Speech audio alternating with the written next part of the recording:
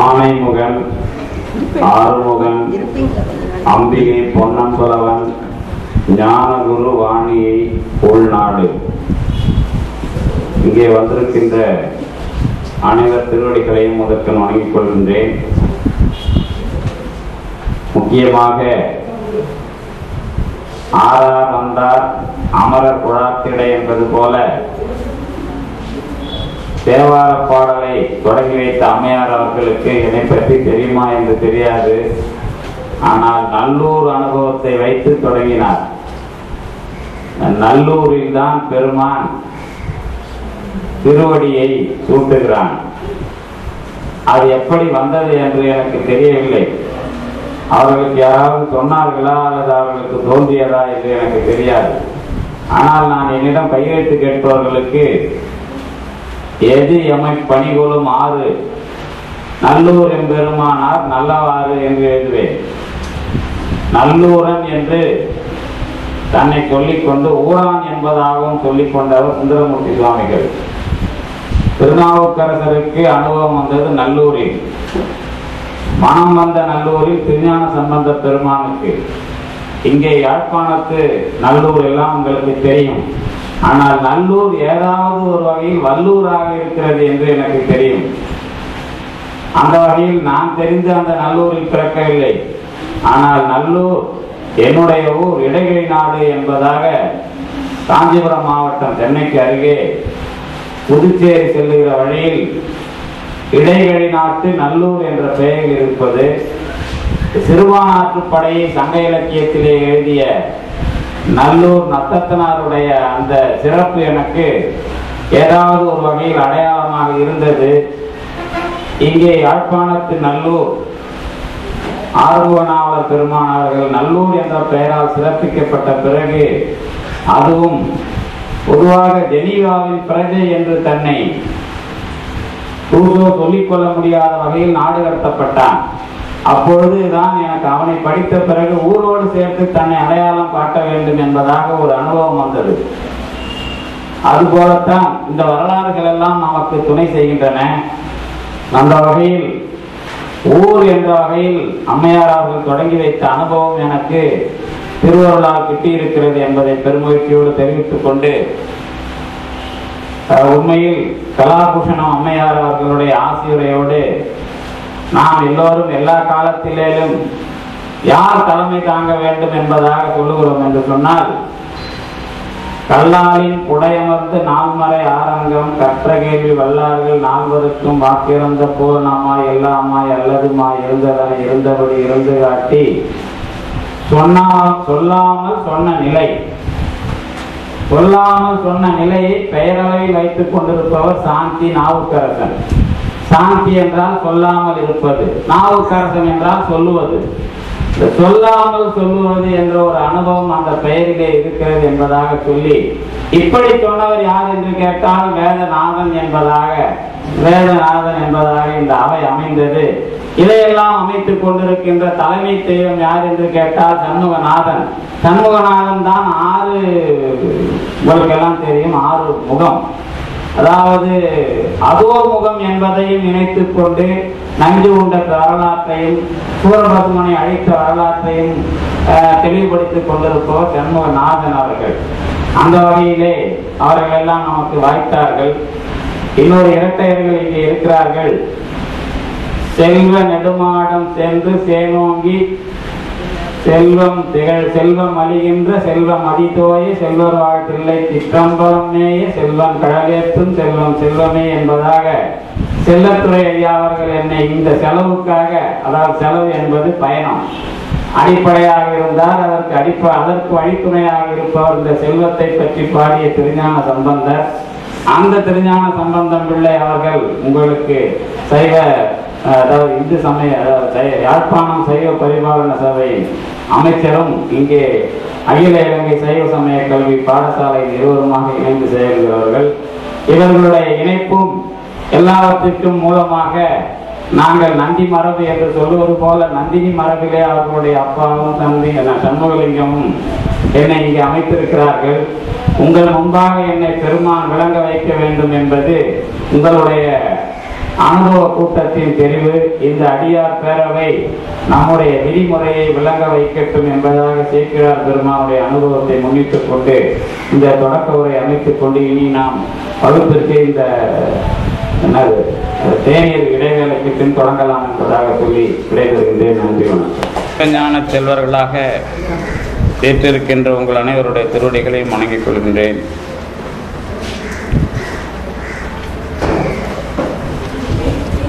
இந்து சமய இணைக்களத்தின் ஏற்பாட்டில் உத்தியோகத்தர்கள் அனைவரும் குழுமியிருந்து நல்ல தொடக்க விழாவை அமைத்து சிவஞான அமுதை பருக என்னையும் உங்களோடு இணைந்து அமைத்திருக்கிறார்கள். அவர்கள் அனைவருக்கும் வணக்கத்தையும் நன்றியையும் தெரிவித்துக் கொண்டு நம்முடைய இந்த வகுப்பை உண்மை நெறி விளக்கத்தை அடிப்படையாக கொண்டு தொடங்குகின்றேன். கொடி கவியை அமைக்கலாம், ஆனால் நாம் எல்லாம் திருவிழா தொடங்கும் பொழுது கொடிக்கவியை அல்லது கொடியை ஏற்றுவதற்காக அமைக்கிற அந்த பாடல் அனுபவத்தை பொறுத்தவரை இறுதியாக அமைவது. தொடக்கத்திலே நாம் கொடியை ஏற்றினாலும் கூட அனுபவம் என்ற வகையில் அது இறுதியானது. அந்த வகையில் சிவஞான போதத்தை அங்கே யாழ்ப்பாணத்தில் அமைத்துவிட்ட வகையில் இடையிலே நிற்கிற ஒரு செய்தி உண்மை நெறி விளக்கம் என்பது.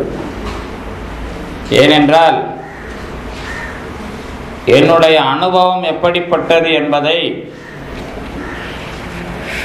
விளங்கிக் கொள்வதுதான் நெறி விளக்கம். வேத நெறி தழைத்தோங்க மிகு சைவத்துறை விளங்க பூத பரம்பரை பொலிய புனிதவாய் மலர்ந்து அழுதார் திருஞான சம்பந்தர். அதிலே வருவதுதான் நெறி,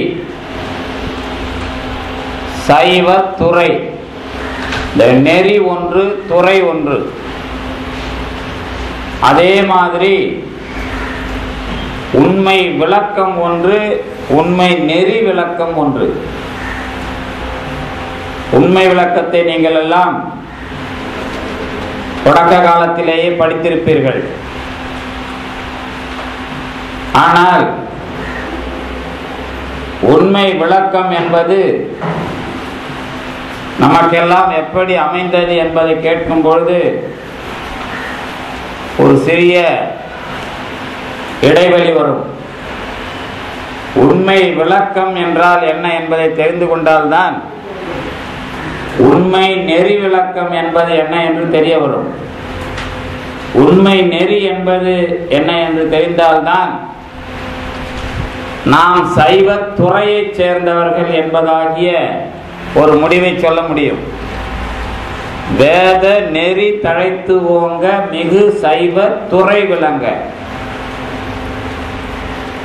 இந்த நெறி என்பது என்ன என்று கேட்டால் தழைக்கவும் வேண்டும், ஓங்கவும் வேண்டும். வேத நெறி தழைத்து ஓங்க. வேத நெறி எது என்று கேட்டால் மறை நெறி என்பதாக சொல்லுவார்கள். அதே சமயத்தில் வேதம் என்று சொன்னால் அறிவதற்கு உரியது. அப்படின்னா டு நோ, அப்படி என்பதாக உங்களுக்கு சொல்லியிருப்பார்கள். அதன் மூலமாக வருவதுதான் வேதாந்தம். சங்கர வேதாந்தம், ராமானுஜர் வேதாந்தம், மத்துவர் வேதாந்தம் என்பதாக வருவதெல்லாம் வேதத்தின் இறுதி பகுதியாக சொல்லப்படுகிற உபநிடதங்களை ஏற்றுக்கொண்டு செய்கிற தத்துவவாதங்கள். அந்த வேதாந்தம் என்பது இந்த வேதாந்தத்திற்கு உள்ளே அடங்கிய ஒன்று. வேதாந்தம், சித்தாந்தம், கலாந்தம், நாதாந்தம், யோகாந்தம், போதாந்தம் என்பதாக 6 அந்தங்களை சொல்லுவார்கள். நாதாந்தம், போதாந்தம், கலாந்தம், யோகாந்தம், சித்தாந்தம், வேதாந்தம். வேதாந்தம் என்பது முதலிலே இருப்பது, இறுதியிலே இருப்பது போதாந்தம். 2 2ஆக சேர்ப்பார்கள். நாதாந்தம், போதாந்தம் ஒரு இரட்டை, யோகாந்தம், கலாந்தம் ஒரு இரட்டை, வேதாந்தம், சித்தாந்தம் ஒரு இரட்டை. எப்படி 6 தரிசனங்களை படிக்கும் பொழுது நியாய வைசேஷிகம் அந்த 2 2ஆ சொல்றது, பூர்வ மீமாம்சை, உத்தர மீமாம்சை என்பதாக வேதங்களை 2 2, அதாவது ஷட் தரிசனம், 6 கொள்கைகளை, ஷட் மதம் வேறு, ஷட் தரிசனம் வேறு. ஷட் தரிசனம் என்பதாக 6 தத்துவங்களை அப்படி இரட்டை இரட்டையாக சொல்லுவது உண்டு. அதே மாதிரி இந்த அந்தம் என்பதாகி, அந்தம் என்றால் முடிவு, அதிலே வேதாந்தம் என்பது ஒன்று.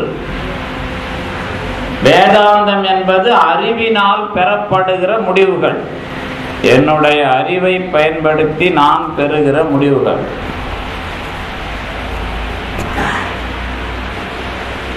இது எப்படி நடக்கும் என்று கேட்டால், இந்த அறிவை பயன்படுத்தி நான் எந்த மாதிரியாக முடிவுகளை பெறுகிறேன், தழைத்தும் பெறுகிறேன், ஓங்கியும் பெறுகிறேன். அதுதான் வேத நெறி தழைத்து ஓங்க. இந்த தழைத்தல் என்பதுதான் பக்கங்களிலே வளர்தல். நெல்லானது தழைக்கும். ஒரு நெல் ஒரு 10 கிளைகளில் தழைக்கும், அது பக்கங்களில் வளர்தல். உயரமாக இருப்பதும் கிளை விடும், அது மேலே நோக்கி போகும், இது ஓங்குதல். உலகத்திலே அறிவு 2 வகையாக பெறுகிறது. ஒன்றிலே இருந்து அது வளர்ந்து வளர்ந்து வளர்ந்து மேல் நோக்கி போவது ஒன்று. இன்னொன்று அதனுடைய சம்பந்தப்பட்டவைகளை இணைத்து வளர்தல், இது பக்கங்களில் வளர்தல் ஒன்று, ஓங்குதல் என்பது ஒன்று. ஓங்கிய ஞானம், தழைத்த ஞானம் இரண்டும் தான் அறிவு. அப்ப வேத நெறி என்பது, அது முனிவர்கள் சொன்னார் அல்லது சுருதி வாக்கியம், ஸ்மிருதி வாக்கியம் என்பதாக எதை சொன்னாலும் சரி, அறிவதற்கு உரியன அல்லது அறிதல் சார்பாக கிடைத்த முடிவுகள். இவைகள் பரப்பிலேயும் உயரத்திலேயும் நமக்கு கிடைக்கின்றன. இந்த அமைப்பிலே நீங்கள் எந்த பரப்பிலே சென்றாலும் எந்த உயரத்திலே சென்றாலும் உங்களுக்கு வர வேண்டியது அல்லது நீங்கள் தெரிந்து கொள்ளுவது அல்லது நாம் பயிற்சியை மேற்கொண்டிருப்பது, இதெல்லாம் நெறிகள். நெறிகள் எப்படியெல்லாம் உங்களுக்கு அறிவுத்துறைகள், அதாவது அறிவு முறைகள் இருக்கின்றனவோ அப்படியெல்லாம் வந்து சேர்ந்தால் நெறி. இப்ப சங்க இலக்கியம்லாம் வரலாறு தெரியும் உங்களுக்கு. 11 கீழ்கணக்கு நீதி நூல்கள், 11 கீழ்கணக்கு நூல்கள் நீதி நூல்கள். ஒரு திருநாவுக்கரசர் தேவாரமும் தெரியும். பொழுதுபோக்கி புறக்கணிப்பாரையும் அழுது காமுற்று அறத்துகின்றாரையும் எழுதும் கீழ்கணக்கு இன்னம்பர் ஈசன். திரு இன்னம்பர் தேவாரம். பெருமான் கீழ்கணக்கு எழுதுகிறான் அப்படின்னு ஒரு வரி. கீழ்கணக்கு எழுதுவது என்றால் என்ன அப்படின்னு கேட்டா, பாடம் சொல்லுகிற போதே இவர் எப்படி சொல்லுகிறார், பாடம் கேட்கிற போதே இவர் எப்படி கேட்கிறார் அப்படின்னா, நான் 4 நூல்களை அல்லது சில நூல்களை படித்து விட்டு சொல்லுகிறேன் என்பது அல்ல. நான் என்ன நினைத்து கொண்டு சொல்லுகிறேன் என்பது யாருக்கு தெரியும்? அந்த நினைப்பை தெரிந்து கொள்ளுகிற இறைவன் நான் செய்கிற செயலுக்கு ஒரு முடிவை வழங்குவதுதான் கீழ்கணக்கு எழுதுதல். அப்ப நீதி நூல்கள், திருக்குறள் போன்ற நீதி நூல்கள் எல்லாம் சட்ட நூல்கள். இந்த மேல் கணக்கு, 10 பாட்டு, 8 தொகை இதெல்லாம் எப்படி வாழ்கிறார்கள் என்பதை விளக்கமாக சொல்லுவது. அந்த விளக்கமான விஷயங்கள் எல்லாம் நெறிகள். கீழ்கணக்காக வருகிற சட்டம் தான் துறை. அப்ப வேத நெறி என்று சொல்லப்படுகிற வாழ்வியல் முறைகள், அறிவதற்காக செயல்படுகிற எல்லா முறைகளையும் தொகுத்து சைவ துறை விளங்க வேண்டும் என்பதற்காக அழுதவர் திருஞான சம்பந்தர். அதே மாதிரி உண்மை விளக்கத்தை தெரிந்து கொண்ட பிறகு நான் எப்படி அதை அனுபவிக்க வேண்டும் என்பதாக சொன்னால் உண்மை நெறி விளக்கம். நெறி விளக்கம் என்பதற்கும் உண்மை விளக்கம் என்பதற்கும் வேறுபாடு உண்டு. இந்த உண்மை விளக்கத்துக்கு உரை எழுதலாம், அதுக்கும் ஒரு அடிப்படை இருக்கிறது. அதுக்கு மேல உண்மை நெறி விளக்கத்துக்கு உரை எழுதுறதுக்கு ஒரு சின்ன சிக்கல் இருக்கிறது. என்னன்னா, உண்மை விளக்கம் தெரிந்தால்தான் உண்மை நெறி விளக்கம் தெரியும். நான் அதுக்கு அடிக்கடி ஒரு உதாரணம் ஒன்று சொல்லுவது உண்டு. என்ன உதாரணம் என்றால், எல்லாருக்கும் சிவபுராணம் தெரியும், மாணிக்கவாசகருடைய திருவாசகம் ஏறக்குறைய எல்லாருக்கும் தெரியும். அதுல முக்கியமா இந்த வரி எல்லாருக்கும் தெரியும். இமைப்பொழுதும் என் நெஞ்சில் நீங்காதான் தாழ் வாழ்க. எல்லார் கையிலும் ஒரு பேப்பரை கொடுத்து இதுக்கு எல்லாரும் பொருள் எழுதி கொடுக்கணும். கண்டிப்பா எழுதி கொடுப்பீங்கல்ல, எல்லாரும் எழுதி கொடுப்பாங்க. அதுக்கப்புறம் நான் கேட்பேன், அதுக்கு என்ன அர்த்தம்னு கேட்பேன். எழுதி கொடுத்தது பொருள் தான், அதுக்கு இன்னொரு சொல் அர்த்தம். எப்படி ஆன்மா, உயிர், ஜீவன், உள்ளம், பசு இதெல்லாம் ஒரே சொல், ஒரே பொருள் குறித்த பல சொற்கள். ஆன்மா, உயிர், உள்ளம், ஜீவன், பசு இதெல்லாம் ஒரே சொல், ஒரே பொருள் குறித்த பல சொற்கள். அதுக்கு உள்ளாரே சின்ன சின்ன விளக்க வேறுபாடு இருக்குது. இமைப்பொழுதும் என் நெஞ்சில் நீங்காதான் தாழ்வாழ்க அப்படின்னா என்ன சொல்லுவோம் அப்படின்னா, கொஞ்ச நேரம் கூட என்னை விட்டு பிரியாத பெருமானுடைய திருவடி வாழட்டும், அதானே? அல்லது என்னை வாழ வைக்கிறது, இப்படிதான் சொல்லுவோம். கொஞ்ச நேரம் கூட அப்படின்னா என்ன அப்படிங்கிறது ஒரு கேள்வி. இமைப்பொழுது அப்படிங்கிறது அதுக்கு பதில். இமைப்பொழுது என்று சொன்னால் என்ன என்றால், கண்ணிமைக்கிற ஒரு நேரம் அல்லது தாமரை இதழ்களில் ஒரு ஊசியை செருகிற நேரம்னு நாங்க எதுக்கு சொல்லுவோம்? நொடிக்கு சொல்லுவோம். நொடி கண்ணிமை அவ்வே மாத்திரை அப்படின்னு தொல்காப்பியன் நன்னூல்லாம் வரும். நொடி பொழுதுதான் இமைப்பொழுது, அப்படிதானே? சரி, கொஞ்ச நேரம் கூட என்னை விட்டு பிரியாதவன் அப்படிங்கிறத இமைப்பொழுதுன்னு சொல்லியாச்சு. அது ஒன்றும் குறையில இல்லை. சரி, இது எப்படி தெரியுதுன்னு கேட்டா என்ன பதில் சொல்லுவோம்? கொஞ்ச நேரம் கூட என்னை விட்டு பிரியாத ஒன்று என்பதாக எனக்கு ஒரு அனுபவம் வந்தால்தான் பொருள் சொன்னதாக பொருள். அப்ப நான் எப்படி சொல்லுவாத? நிறைய பேருக்கு அனுபவம் இருக்கிறது. நீங்கெல்லாம் பெரியவங்க தான், உங்களுக்கு வாழ்க்கையில் எல்லா அனுபவமும் இருக்கிறது. ஆனால் உங்கள் அனுபவத்தில் இந்த மாதிரி ஒரு எடுத்துக்காட்டு வந்தால்தான் இமைப்பொழுதும் என் நெஞ்சில் நீங்காதவன் என் இறைவன் என்பதாகிய விளக்கம் சொல்ல முடியும். இமைப்பொழுதும் என்னுடைய நெஞ்சில் நீங்காத மாதிரி ஏதாவது அனுபவம் இருக்கிறதா?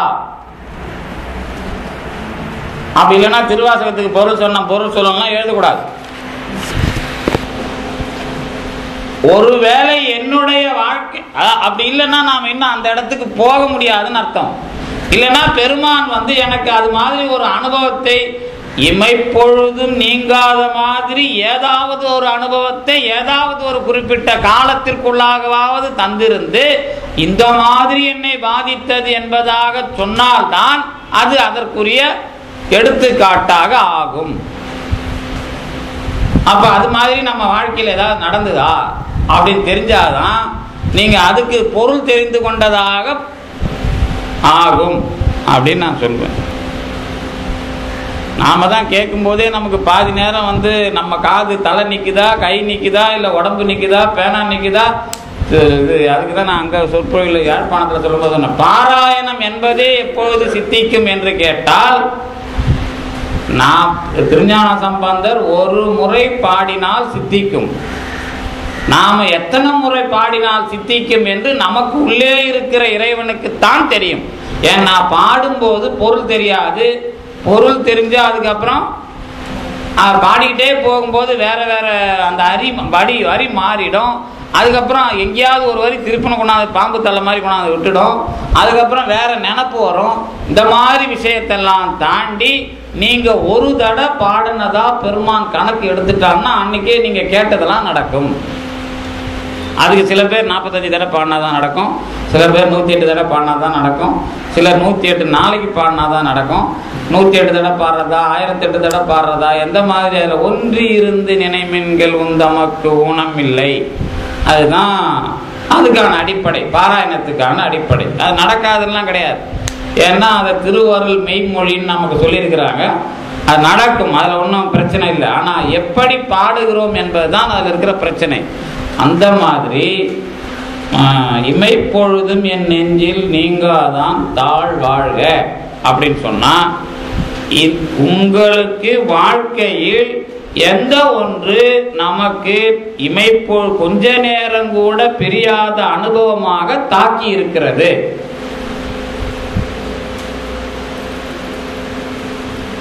அப்படி ஒரு அனுபவமே யாருக்குமா வந்து வருதா? இல்லை ஒருவேளை வந்த அனுபவத்தை நீங்கள் இனிமேல் எடுத்து வச்சு பார்த்தாதான், அதாவது அதை எப்படி சொல்லணும் அப்படின்னு கேட்டிங்கன்னா, இப்போ நாம் தூங்குறோம்ல, தூங்கி எழுந்துட்டீங்கன்னா இன்னைக்கு ஒரு பெரிய பிரச்சனை வந்திருக்கும்.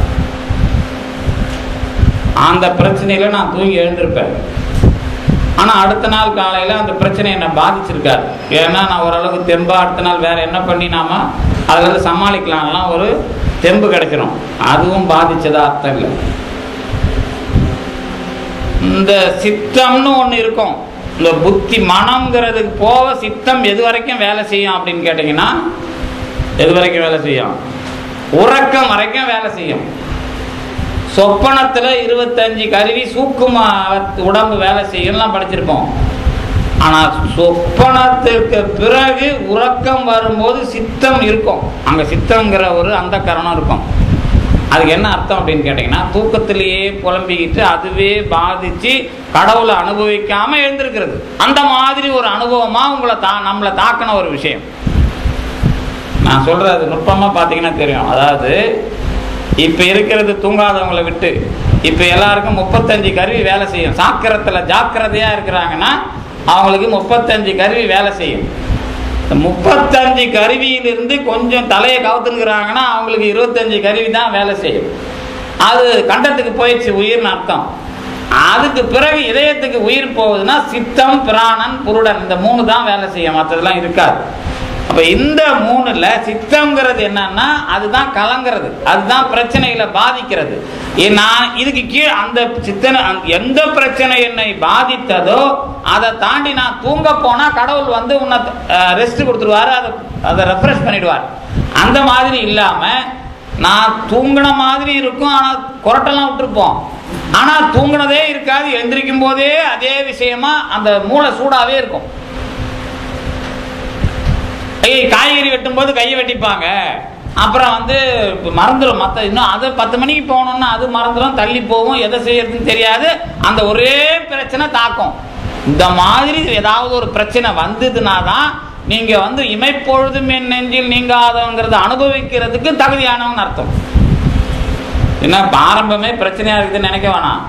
எந்த அளவுக்கு பிரச்சனை என்னை தாக்குகிறதோ அந்த அளவுக்கு பெருமானுடைய அனுபவத்திற்கு நான் தயாராகிறேன் சொன்னாதான் சாதாரணமா இந்த இமைப்பொழுதும் என் நெஞ்சில் நீங்காதான் என்பதற்கே நாம் பொருள் சொல்லுவதற்கு தகுதியானவர்களாக ஆகின்றோம். ஏன்னா அது எல்லாருக்கும் பொருள் தெரிஞ்ச மாதிரி தான் அர்த்தம், அதுல ஒன்றும் பிரச்சனை இல்லை. ஆனால் பொருள் என்பது விளங்குகிறது என்று சொன்னால் இதுக்கு பேர் உண்மை விளக்கம்னு பேர். இதுக்கு முன்னாடி சொல்றதுலாம் பொருள் விளக்கம் தான். உண்மை விளக்கம்னா இதுதான் பொருள். இன்னும் மெய்கண்டாரை பத்தி அதுல சொல்றதெல்லாம் சொன்னா இன்னும் மிரட்டுற மாதிரி இருக்கும். என்னன்னா, பொய் காட்டி பொய்யகற்றி போதானந்த பொருளாம் மெய்காட்டும் மெய்கண்டாய் விண்ணப்பம் பொய்காட்டா மெய்யா ஐயா சுத்தவினா நீதான் கேட்டு அருள்னு சொல்றாருல்ல. அதுல என்ன சொல்றாரு? பொய்காட்டி பொய்யகற்றி போதானந்த பொருளா மெய்காட். அது எதுன்னு கேட்டா பொய்காட்டா மெய். பொய்காட்டி பொய்யகற்றி அப்புறம் பொய்காட்டா மெய். இதுக்கு இந்த மாதிரி வந்தாதான் அதுக்கு பேர் உண்மைன்னு பேர். உண்மைனா என்ன? இப்ப நாமெல்லாம் உண்மை பேசுறோமா அப்படின்னு கேட்டா என்ன சொல்லுவோம்? இப்போ மெய்கண்டாருக்கு மட்டும் அந்த பேர் கொடுத்துட்டோம். என்ன பேர் கொடுத்துட்டோம்னா, பொய் கண்டு அகன்ற மெய்கண்ட தேவன். சிறப்பு பாயிரம் சிவஞான போகத்துல. அதுல இன்னொன்னு என்ன சொல்லியிருப்போம்? தவ நனி வன் பகை கடந்த தவறடி புனைந்த தலைமை ஒன். அவர் பொய் கண்டு அகன்றவர் ஒண்ணு. இன்னொன்னு பவ நனி, இந்த பிறவி கடலை வென்ற முனிவர்கள் எல்லாம் தங்கள் தலையிலே அவருடைய திருவடியை சூட்டிக் கொள்ளுகிற பெருமை உடைய மெய்கண்டார் அப்படின்னு சொல்லியிருப்போம். ரெண்டாவது சிறப்பு பாயிரத்துல அவரை பத்தி உண்மை விளக்கத்துல பேசும்போதுதான் பொய்காட்டி பொய்யகற்றி போதானந்த பொருளாம் மெய்காட்டும் மெய்கண்டாய் பொய்காட்டா மெய்யா. இந்த பொய் மெய் இது வந்தா உண்மை.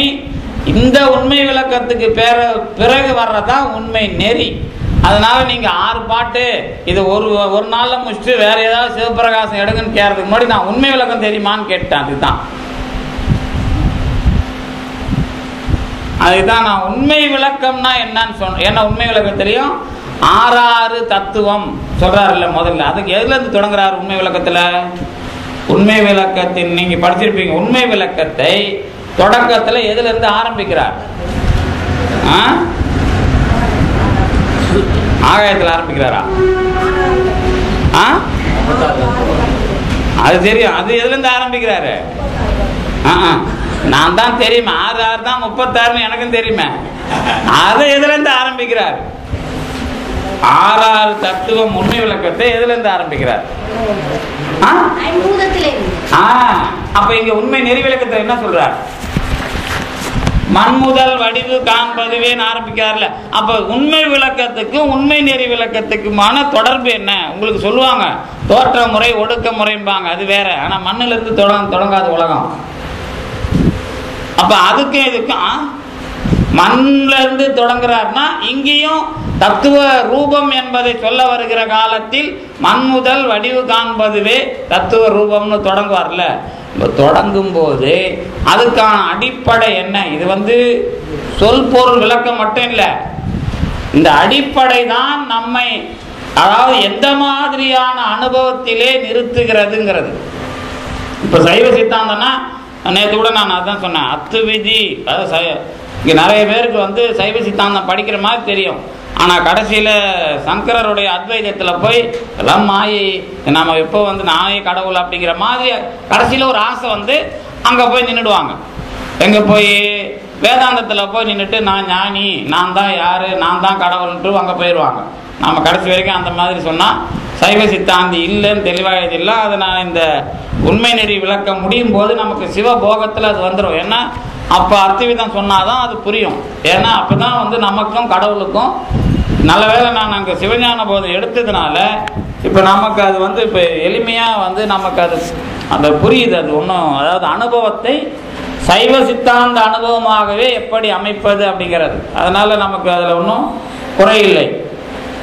இப்போ உண்மை விளக்கம் என்பதற்கும், ஏன்னா இப்போ நமக்கு 10 நாள் வகுப்புங்கிறதுனால இது முடிஞ்சதுன்னா முடிஞ்ச பிறகு நாம் கொடிக்கவிக்கு போகலாம். கொடிக்கவியில் ஒன்றும் பிரச்சனை இல்லை. ஆனால் முதல் பாட்டிலேயே ஏகப்பட்ட பிரச்சனை இருக்குது. அதனால் இதெல்லாம் கொஞ்சம் நாம் போயிட்டோம்னா அதுக்கப்புறம் அது கொஞ்சம் எளிமையாக இருக்கும். அப்படிங்கிறதுனால தான் அப்படி அதை மாற்றினேன் நான். முதல்ல உண்மை அப்படி நாம் அதுக்கு விளக்கமாக அதை நாம் அமைச்சிட்டோம் அப்படின்னு சொன்னீங்கன்னா தொடர்ந்து நமக்கு எளிமையாக அமையும். இப்போ இப்போ நாம் உண்மையை எந்த மாதிரி சொற்களால் சொல்கிறோம் அப்படின்னு சொன்னோம்னா நமக்கு அது முடிஞ்சிடும். உண்மை என்பதை நாம் எப்படி சொல்லுகிறோம்? உண்மைனா சத்தா?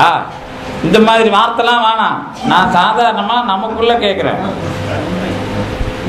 சத்துனா அப்புறம் நான் சிவஞான சத்து அறியாதும்பார் அப்படின்னா என்னன்னு கேட்பேன். அப்புறம் உண்மை நான் நமக்கு தெரிஞ்சது தான் பேசுறேன். நான் இப்போ தத்துவமாக நான் கேட்கல. ஏன்னா நமக்கு தெரிஞ்சதுலேருந்து பொய் பேசாமல் இருப்பது உண்மை. அவள் உண்மையை சொல்ல தெரியல அவங்களுக்கு. பொய் பேசாமல் இருப்பது உண்மை என்றால் எனக்கு உண்மை தெரியவில்லை என்று பொருள்.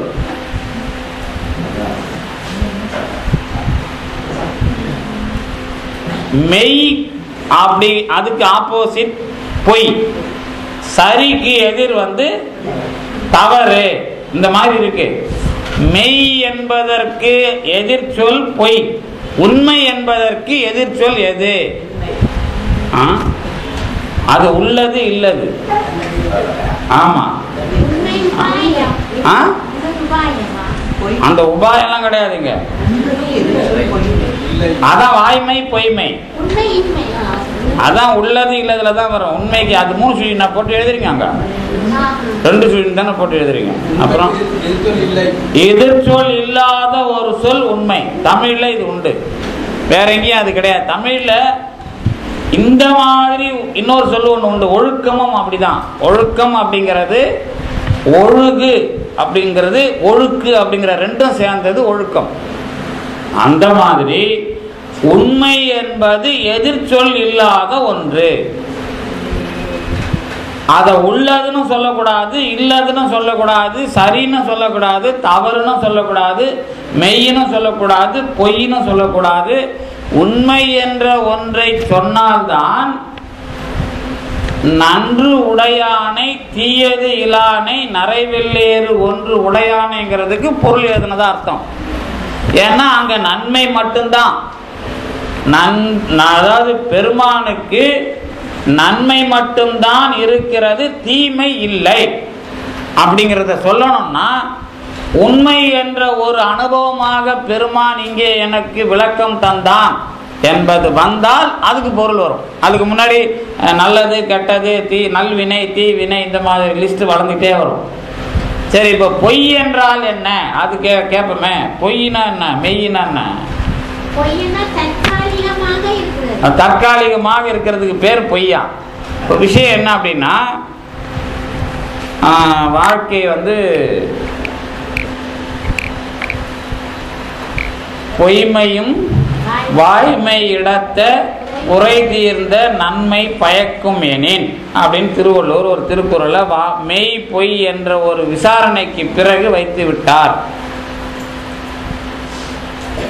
பொய் என்ற ஒன்று, மெய் என்ற ஒன்று. பொய் என்பது சந்தர்ப்பத்தில் என்னை வாழ வைக்க பயன்படுகிறது. மெய் என்பது சந்தர்ப்பத்தையும் தாண்டி வாழ வைக்க பயன்படுகிறது. இதான உலகத்தில் மெய் பொய் தனியா ஒன்று கிடையாது. மெய் என்பதாகவோ பொய் என்பதாகவோ பயன்படுத்துவது இது மனிதனை பொறுத்து. உலகத்தை பொறுத்து என்ன சொல்லுவோம்? மெய் பொய்ங்கிறத. உலகத்தை பொறுத்து இப்ப மெய் பொய் என்பது என்னன்னு சொல்லுவோம். ஏன்னா அதுதான் உண்மை விளக்கத்துக்கும் உண்மை நெறி விளக்கத்துக்குமான அடிப்படையை நான் தெரிந்து கொள்வது. ஏறக்குறைய இப்போ சிவஞான போதம் கேட்டவங்களுக்கு அது எளிமையா இருக்கும். அதே விஷயத்தை தான் இந்த மாதிரி இந்த நூலில் எந்த மாதிரி சொல்ல வர்றாரு அப்படிங்கிற மெத்தடாலஜி வேற, அவ்வளோதான். எனக்கு மெய் என்பதும் பொய் என்பதும் உலகத்திலே எப்படி நான் அனுபவிக்கிறேன். இப்போ எதிரில் ஒரு வேப்ப மரம் இருக்குன்னு வச்சுங்களேன், இல்லை தென்னை மரம் இருக்கு. இப்போ தென்னை மரத்தினுடைய மெய் எது? மெய் என்பது என்ன? தென்னை மரத்துக்கு மெய் அது இன்னொரு தேங்காயின் மூலமாக முளைக்க வைக்கப்படும். அல்லது தென்னை மரத்தில் தேங்காய் கிடைக்கும். இது மெய் தானே, அதில் ஒன்றும் சந்தேகம் இல்லையே.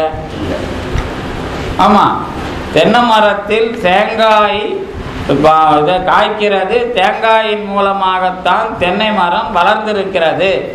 இந்த மெய் என்பது எது வரை மெய்?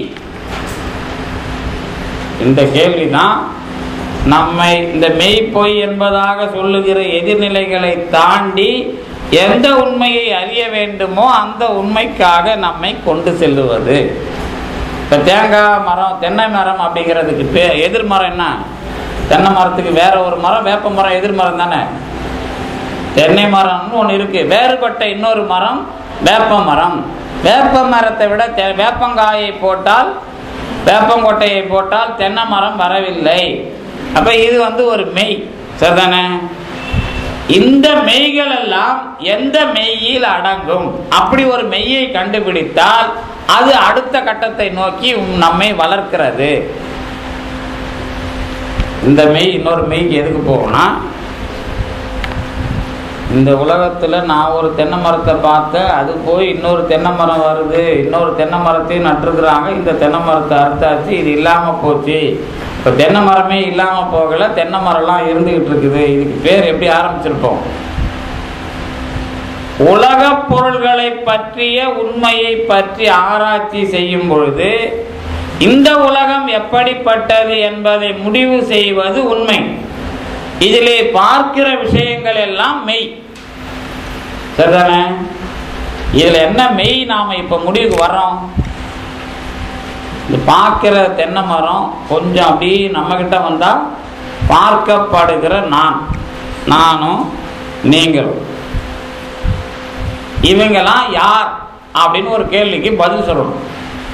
இந்த கேள்வி எல்லா பொருள்களையும் தொகுத்து பார்த்து உங்களுக்கு நீங்கள் எடுக்கிற ஒரு முடிவு, அதற்கு பெயர் தான் மெய். இந்த மெய் எந்த மாதிரி முறையில் தொடங்கப்பட்டிருக்கிறது, எந்த மாதிரி முறையில் சொல்லப்பட்டிருக்கிறது, இதை வச்சு தான் உண்மை விளக்கம் என்கிற ஒரு ஆராய்ச்சி தொடங்குகிறது என்ற ஒரு முறை நமக்கு சைவ சித்தாந்தத்தினுடைய முறையாக அமைகிறது. மற்றவங்க சொல்றது ஒரு முறை, இப்போ நாம சைவ சித்தாந்தத்தில் ஒரு முறை வச்சிருக்கிறோம். அந்த மெய் பொய்க்கே இப்போ எந்த மாதிரி அதை ஆரம்பிப்போம் அப்படின்னு கேட்டிங்கன்னா,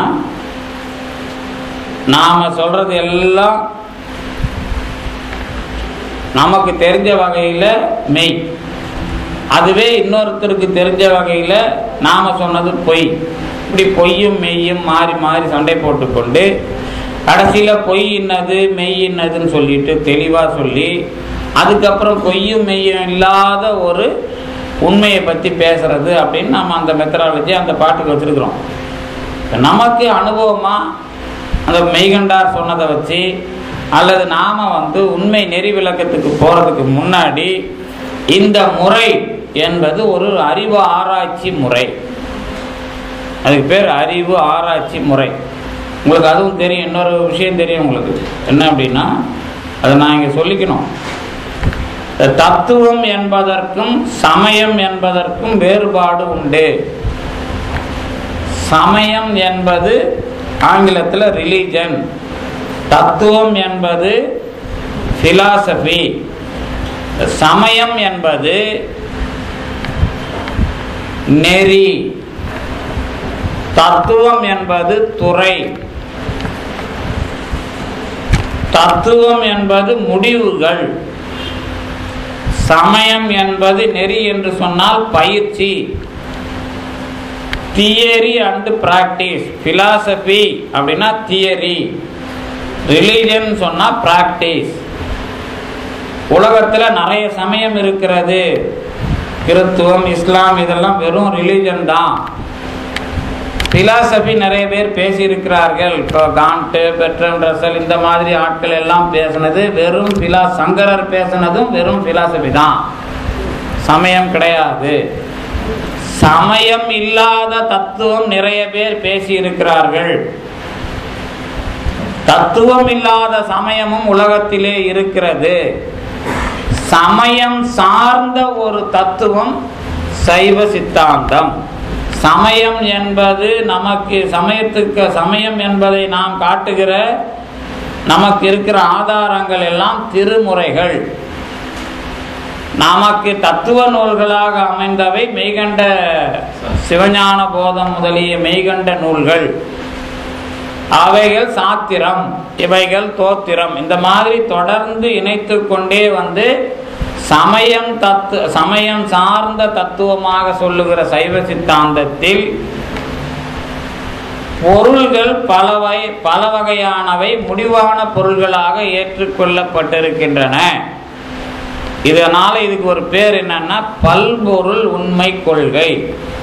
பல்பொருள் உண்மை கொள்கை என்றால் பாலிதீசம் அல்லது புளூரலிஸ்டிக் ரியலிசம், அந்த மாதிரி பேர் வைத்திருக்கிறார்கள்.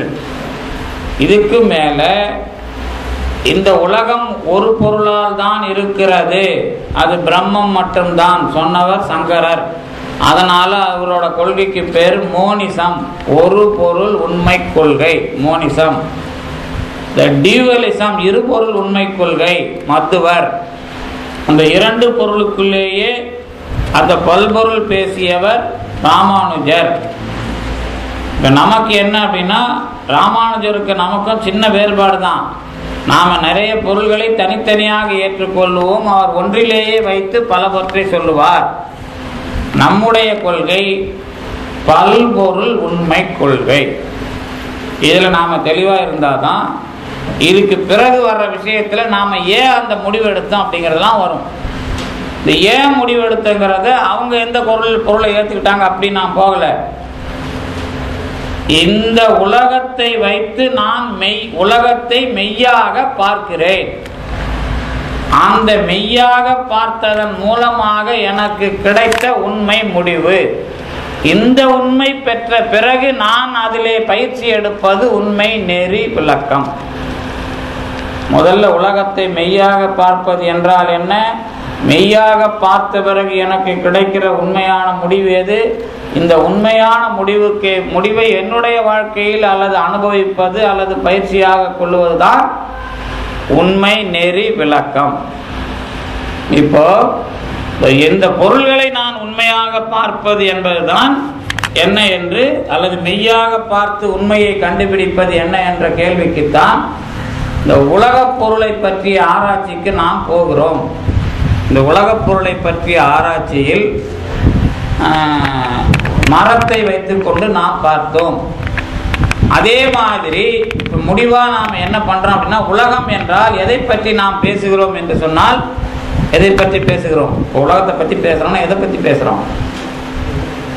உலகத்தில் இருக்கிற விஷயத்தை பற்றி பேசுகிறோம், சரிதானே? இப்போ இல்லாத விஷயத்தை பேச முடியாது. இப்போ நான் வந்து அமெரிக்காவை பற்றி பேசலாம், ஆனால் நான் போயிட்டு வந்த மாதிரி பேச முடியாது. இப்போ இலங்கையை பற்றி நான் பேசலாம், அங்கே இருக்கிறவங்க பேசுறதுக்கும் நான் பேசுறதுக்கும் கொஞ்சம் வித்தியாசம் உண்டு. இப்போ நான் வந்துட்டு போய் பேசுறதுக்கும் பார்க்காமலே பேசுறதுக்கும் வித்தியாசம் உண்டு. அந்த மாதிரி நான் பார்க்கிற இந்த உலகம் இருக்கிறது என்பதை அடிப்படையாக கொண்டு என்னால் பேசப்படுகிறது.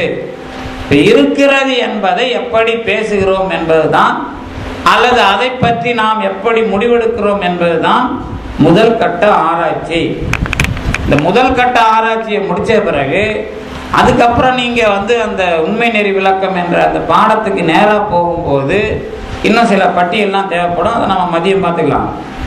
இப்போதைக்கு இந்த முறை, இந்த பார்க்கிற முறையையும் இதிலே எப்படி பொருளை முடிவு செய்வது என்பதையும் நீங்கள் இதுக்கு முன்னாடி எப்படி தெரிஞ்சு வச்சிருக்கிறீங்கன்னு எனக்கு தெரியாது. இருந்தாலும் நமக்கு வந்து மெய்கண்டாருடைய சிவஞான போதமும் இன்னும் நமக்கு எது சைவ சித்தாந்தத்தினுடைய ஆராய்ச்சி முறையும் எப்படி சொல்லுகிறது, இந்த இருக்கிறதுங்கிற உலகத்தை நீங்க எப்படி பார்க்கறீங்க அது சொல்லணும். முதல்ல இருக்கிறது என்ற உலகம் எப்படி பார்க்கப்படுகிறது, சுட்டி அறியப்படுகிறது. கர்மாலாம் இப்ப பார்க்க கூடாது. நீங்க கர்மாவெல்லாம் கடைசி வரைக்கும் பார்க்கவும் முடியாது. நீங்க பார்க்கறது வந்து இந்த பார்க்கறத வச்சு மட்டும் பேசணும். இப்போ ஏன்னா இங்க ஏற்கனவே நீங்க தொடர்ந்து படிச்சிருக்கிறதுனால பார்க்கறத வச்சு மட்டும் பேசணும் அப்படின்னு சொன்னா பார்க்கிற உலகம் சுட்டி அறியப்படுகிறது. சுட்டி அறியப்படுகிற உலகம்னா என்ன உலகம் அது? எல்லையா? கண்ணு, அது வர வைக்கிறதா நான் பேசினேன். சுட்டி அறியப்படுவது என்பது கண்ணால் பார்க்கப்படுகின்ற இந்த உலகம். இப்ப கண்ணால் பார்க்கப்படுகின்ற இந்த உலகம் எப்படி உங்களால் பார்க்கப்படுகிறது?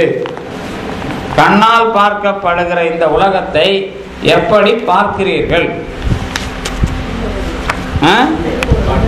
உள்பொருளா பார்த்தாங்க. அவங்க எடுத்த உடனே உள்பொருளா பார்த்தாங்க. இருக்கிற பொருள், அதாவது கண்ணால் பார்க்கப்படுகிற உலகம் உள்பொருள் சொல்லக்கூடாது, உள்ள பொருள்களாக பார்க்கப்படுகிறதுன்னு சொல்லணும். உள்பொருளாக பார்க்கப்படுதுன்னா முடிவு, உள்ள பொருளாகனா இருக்கிற பொருளாக பார்க்கப்படுகிறதுன்னு அர்த்தம். இருக்கிற பொருள்களை நான் எப்படி பார்க்கிறேன்னு சொல்றது. இருக்கிற பொருள்களை நான் எப்படி பார்க்கிறேன்?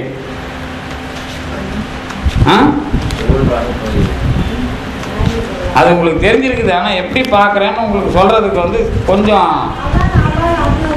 அதான் அவன் அவள் அது என்று நான் பார்க்கிறேன். இவங்க பார்த்த முறை எதை வச்சு? இவங்க பார்த்த முறை மெய்கண்டார வச்சு. நான் நீங்க பார்த்தது தானே கேட்கிறேன்.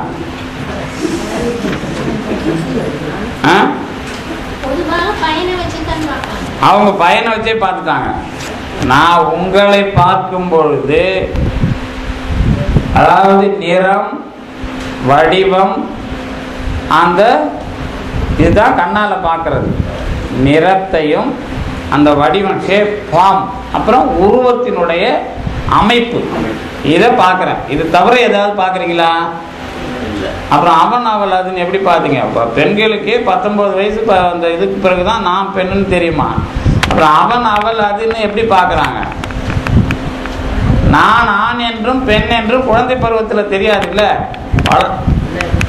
அது கொஞ்சம் வளர்ந்த பிறகுதான் தெரியும். அதனால வந்து அவன் அவள் அதுன்னு பார்த்தது மெய்கண்டார். அவர் ஏன் அதை பார்க்கிறார் அப்படின்னு கேட்டீங்கன்னா, இந்த மாதிரியான ஆராய்ச்சிக்கு நான் இப்படி முடிவு சொல்றதுக்காக பார்க்கிறேன்னு சொன்னார். நான் என்ன சொல்ல வரேன்னா, இப்ப நீங்கெல்லாம் நாமெல்லாம் தத்துவவாதி. இப்போ இன்னிலிருந்து நாம இதை ஆரம்பிச்சு கடைசியா பார்க்கும்போது அந்த உலகத்தை பார்த்து கடைசியா சிவ போகம் என்பதிலே நிற்க வேண்டியவர்கள். அந்த மாதிரி இந்த அனுபவத்தில் இப்போ நாம போயிட்டு இருக்கிறோம். இப்போ சாதாரண மனிதர்களாகத்தான் நாம இப்போ பார்க்கிறோம். எப்படி பார்க்கிறோம் அப்படின்னா, பார்ப்பது என்பது இந்த வடிவத்தையும் உருவ அமைப்பையும் இந்த நிறத்தையும் தான் பார்க்கிறோம். இந்த பார்க்கிறதுங்கிறது எந்த மாதிரி இருக்கிறது? நீங்க உங்களால் பார்க்கப்பட்ட பொருள் எப்படி இருக்கிறது? அடுத்த கேள்வி அதுதான். அப்படி போகும், மாற்றம் அடையுது. நான் பார்க்குற, நீங்கள் எல்லாம் நிஜமாக தான் இருக்கிறீங்க. சாயங்காலம் வரைக்கும் நான் உங்களை பார்ப்பேன், ஒரே மாதிரி தான் இருப்பீங்க. அதை பற்றி பிரச்சனை இல்லை. இப்போ எனக்கு மாற்றம் அடைவது என்று முடிவெடுப்பீர்களானால் அதற்கு இன்னொன்று தேவைப்படும். அதுக்கு பேர் நான் காலம்னு பேர். ஆனால் இப்போ காலம் வந்து நாம் பார்க்கல இப்போ. அதனால நீங்கள், நான் எல்லாரும் இப்படி தான் கேட்பேன்.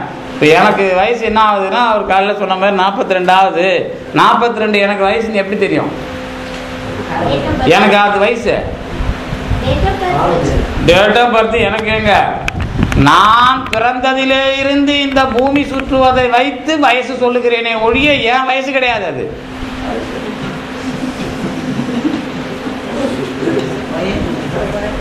அது பூமி தானங்க சுத்துது. என் வயசு, நான் வளர்றேன்னா எங்க வளர்றேன்? கடைசியில் நோய் இல்லை வருது எனக்கு. மூப்பு நோயின்னு ஒரு நோய் வருது. நான் எங்க வளர்ந்தேன்? வளர்ந்தா எப்படி வளருவேன்றதுக்கே நமக்கு ஆதாரம் இல்லை. வளர்ந்துட்டேன்னு தானே நினைக்கிறோம். வளர்ந்தேன் அப்படின்னு நாம சொன்னா தப்பு இல்லை. அது சரி. சாப்பிட்டேன்னு சொன்னா ரைட்டா தப்பா? நான் சாப்பிட்டேன், காலையில் சாப்பிட்டீங்களா எல்லாரும்? சரியா தப்பா? நான் இப்போ இன்னொரு கேள்வி கேட்பேன். நான் டிகிரி அதாவது 10வது படித்து விட்டேன், சரியா தப்பா? அப்புறம் நான் இறந்து விட்டேன்னு சொன்னா சரியா தப்பான்னு கேட்பேன் நான். அப்புறம் அது கேட்க முடியாது. ஆனா நான் 10வது படித்து விட்டேன் சொன்ன பிறகு நான் மறுபடியும் 10வது படிக்க மாட்டேன்ல. சாப்பிட்டேன்னு சொன்னது தப்பா ரைட்டா? தப்பு தானே. மறுபடியும் சாப்பிட்டு தானே இருக்கிறோம். அப்ப நமக்கு சரியாக சொல்லுவதற்கே பயிற்சி இல்லை. காலையில சாப்பிட்டேன்னு சொல்லலாமா? மதியானம் சாப்பிடணும். அப்ப இறந்த காலத்துல சொல்லக்கூடாது இல்ல. அதனாலதான் காலத்தை வைத்து கொள்ளுகிற முடிவுக்கும் நேராக முதலிலே சொல்லுகிற முடிவையும் நாம அதை அந்த கத்தியில வச்ச மாதிரி முதல்ல முடிவு பண்ணணும். அப்பதான் அந்த கடைசி வரைக்கும் சிக்காது.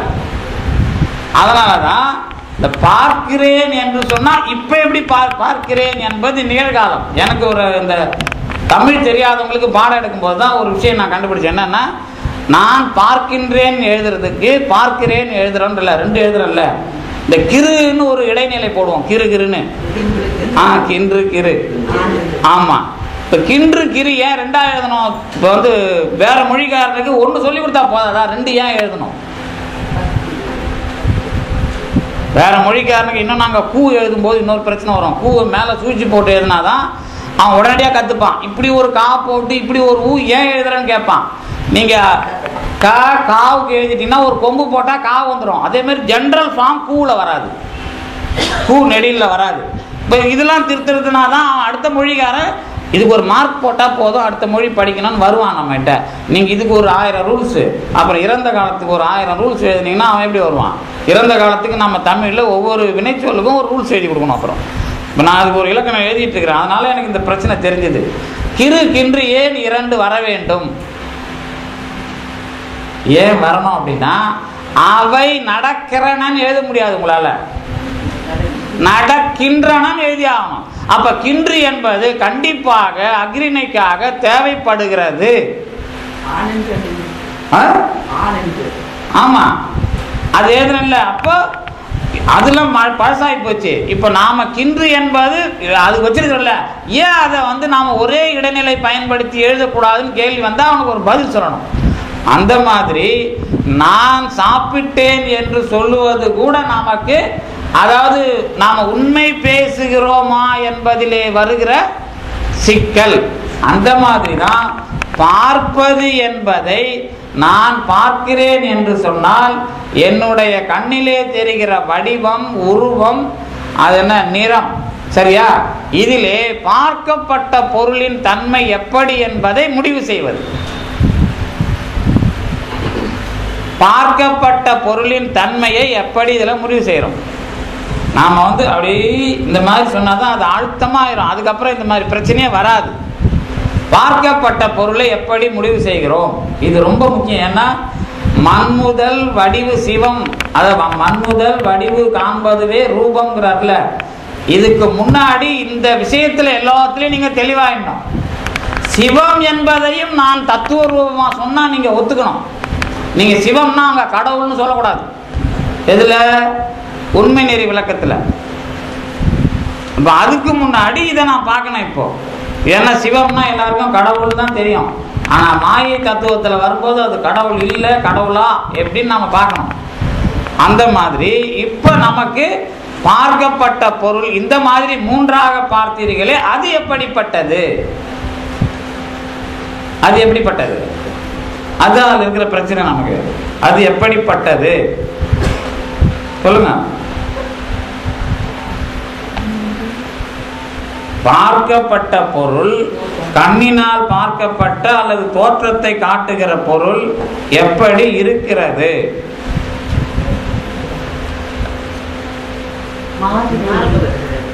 மறுபடியும் தான் சொல்லிட்டாங்க. காலம் என்கின்ற ஒன்றை தழுவி முடிவெடுக்க கூடாது. காலத்தை தழுவி எடுக்கிற முடிவு அது வேற, அதுக்கப்புறம் வேற ஒண்ணு. இப்போ பார்க்கறதுல அது எந்த மாதிரி பார்த்துருக்கிறான் அப்படிங்கிறது.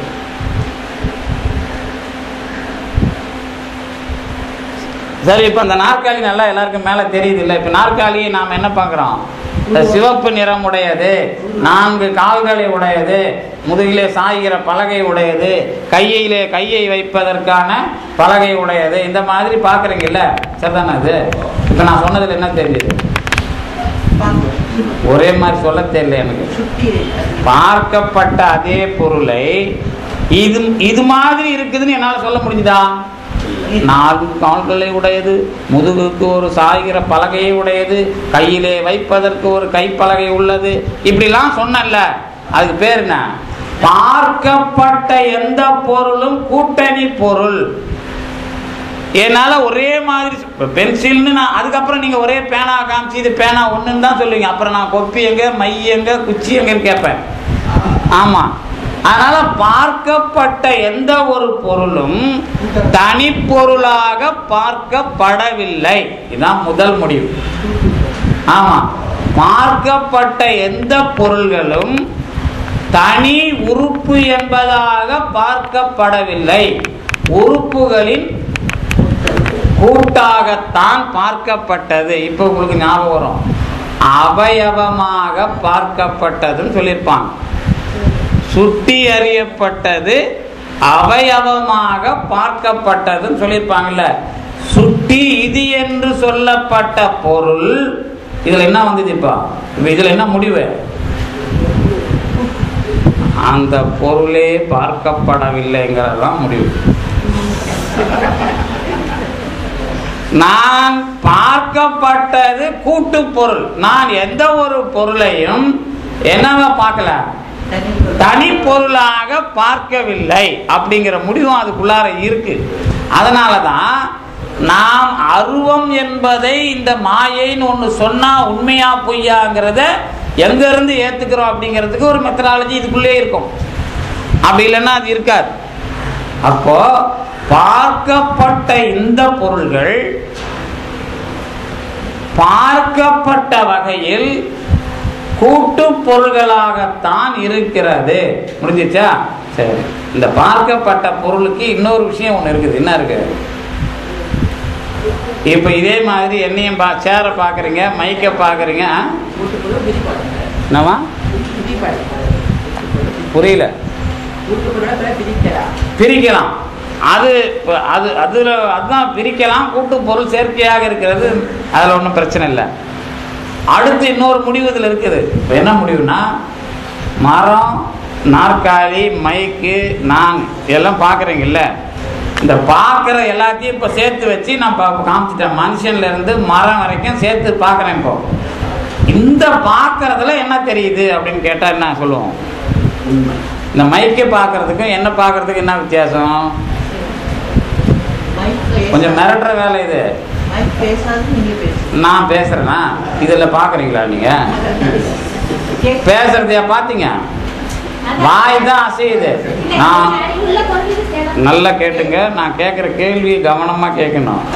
நீங்கள் பார்க்கறது வாய் அசைக்கிறது மட்டும்தான். நமக்கு தான் பழக்க தோஷம் நிறைய இருக்குது. நாம் வேற ஒன்றும் கூடயும் பழகிட்டு இருக்கிறோம். கண்ணு கூடயும் காது கூடயும் பழகிட்டு இருக்கிறோம். காது கூட அப்புறம் தான் நான் இப்படி கேட்பேன். அடிக்கிறதுனா நான் கேட்பேன். இப்போ உங்களை வந்து ஓடி வந்து ஒரு அடி நல்லா கொடுத்தா என்ன அதுக்கு அர்த்தம்? அது அறிவா எப்படி சொல்லுவீங்க? வலிக்கும் உங்களுக்கு. அடிக்கிறத உணர்வு. உணர்வு எப்படி தெரியுது உங்களுக்கு? வலி. வேகமாக அவர் என்னை தொட்டார் அப்படிதான் சொல்லணும், அடிச்சார்னு சொல்லக்கூடாது. அந்த மாதிரி அதான். ஏன்னா நாம கேட்கிற விஷயத்த அறிவு விஷயமா சொல்லும் போது அதுல இந்த மாதிரிலாம் அடங்கி இருக்குது அப்படிங்கிறது. அடித்தார்னு சொன்னா அது அறிவு செய்தி கிடையாது. வேகமாக தொட்டார்னா தான் அறிவு செய்தி அது. ஏன்னா அங்க பிரம்பும் என்னுடைய உடம்பும் தொடுகை நடக்கிறது, ஆனால் விரைவாக நடக்கிறதுனால அடி, அதுக்கு பேர். அந்த மாதிரி நான் இப்ப நீங்க வந்து என்ன பார்க்கறதுக்கும் மைக்க பார்க்கறதுக்கும் என்ன வித்தியாசம் கேட்ட உடனே என்ன பண்ணிட்டீங்க? நீங்க பேசுறீங்க, அது அது அது வந்து இருக்குதுன்னு சொன்னீங்கல்ல, அதானே சொன்னீங்க. வேற என்ன சொன்னீங்க? நீங்க பேசுறீங்க அது உள்வாங்குது. அதுக்கப்புறம் என்ன சொல்லலாம்? அந்த உள்வாங்கறதும் தெரியாது, பேசுறதும் தெரியாது, பார்க்கறதில்ல. இப்ப நான் வந்து செவிடு அசைது. அப்ப நானும் மைக்கம் ஒண்ணுதான். இது எடுத்து வச்ச அசையும், நானும் அசைகிறேன். இப்ப இதுல என்ன முடிவு சொல்லலாம்? இப்போ ரெண்டு பேருக்கு அறிவு கிடையாதுன்னு சொல்லுங்க. ஏன் சுத்தி வளர்த்தி பேசினீங்க? உங்களால சொல்ல முடியாது. ஆனா பார்க்கிற வகையில் எனக்கும் அறிவு கிடையாது, மைக்குக்கும் அறிவு கிடையாது.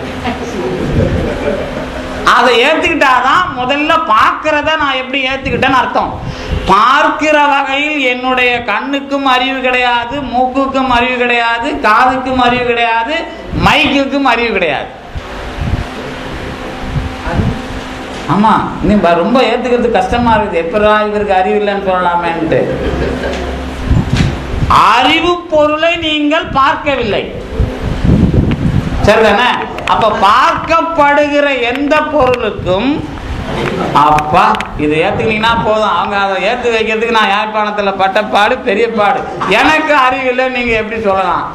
உங்களுக்கு அறிவில்லைதாம்மா, அறிவில்லைன்னு எப்படி சொல்லலாம்? இப்போ அதனால தான் நான் என்ன கேட்டேன்.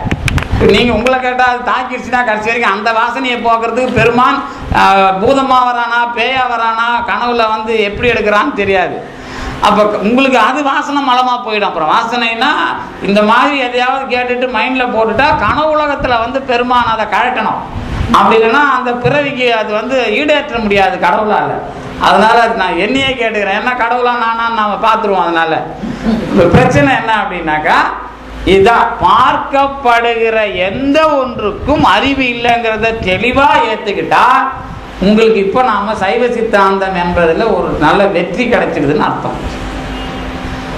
இப்போ நீங்க யாரை பார்த்தாலும் சரி, எதை பார்த்தாலும் சரி, சுட்டி அறியப்பட்ட பொருள்கள் உறுப்புகளின் கூட்டாக இருக்கிறது என்பதை தெளிவாக பெற்றது போல பார்க்கப்பட்ட எந்த ஒன்றுக்கும் அறிவு என்ற ஒன்று இல்லை.